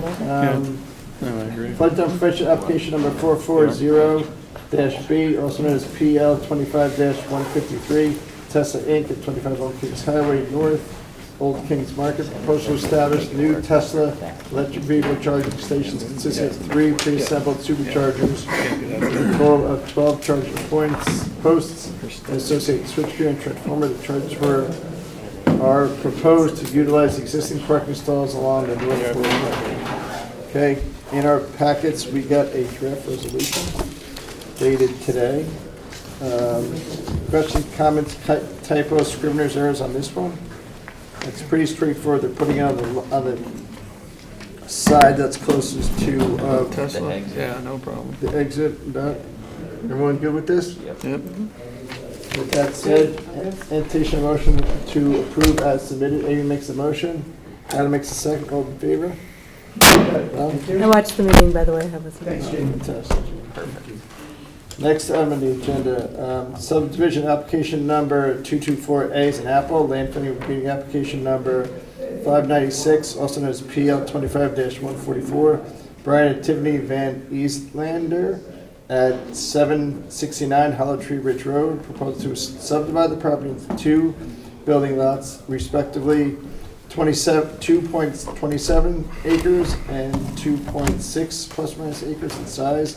The existing family dwelling will remain on lot number 1, and the new single-family dwelling with the associated site improvements is proposed for lot number 2.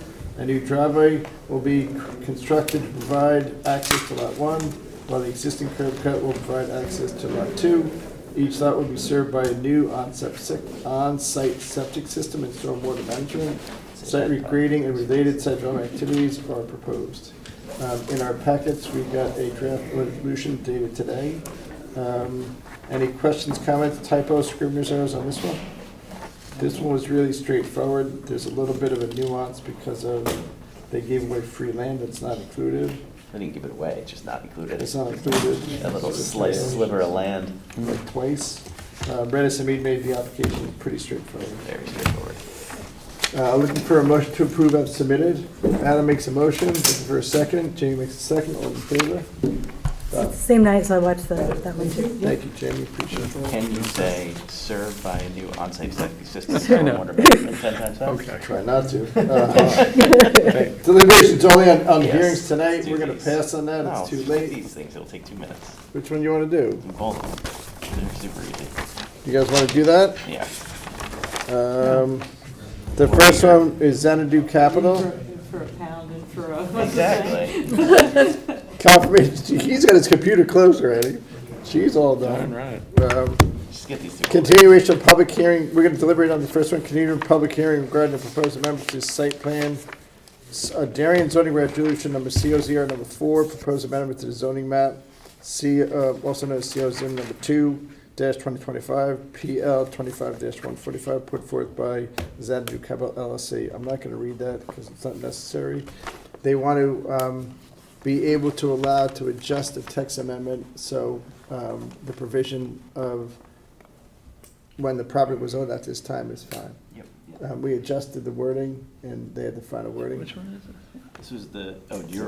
Oh, you were here, you're Okay. recused. No You're wonder it good, wasn't James? That's why it's not You good? ringing a bell. You good? Does it sound familiar? Thank you. I know it's like, you're not crazy.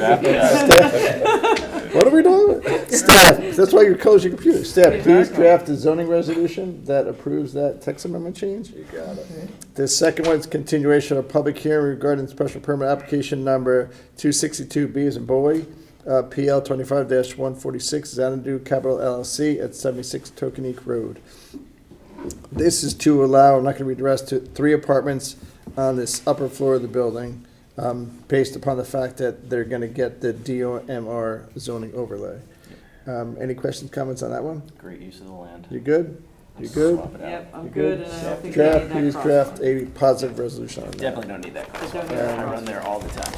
I've got a very long chairman's report that I'm going to put on hold for next time, because I'd probably get shot.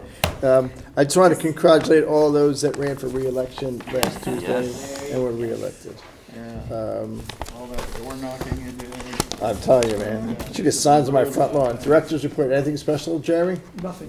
Nothing. Look at that. Our next meeting is November 18th, a week from tomorrow, next Tuesday. Then we have one on Tuesday of Thanksgiving week. And then we have a special meeting on December 2nd to clean up a bunch of different stuff. I was like, I guess I'm not going up to the in-laws early. Ah, shucks. Everyone good with that? All right, with that said, I would entertain a motion to close the hearing. Just Jamie remember, makes the if motion, looking for a there's second. no applications Amy just made a for second? Route Is that a second? Law Group for next Tuesday. All in favor? Yeah. All in favor, close the hearing? 5-0. 5-0. Yeah, 'cause Hearing's Amy's out closed. the Thank you, I'm out Karen. the 18th, Thank you so to you, is there Sarah. any- Carve out 5 or I 6 believe I'm hours. here.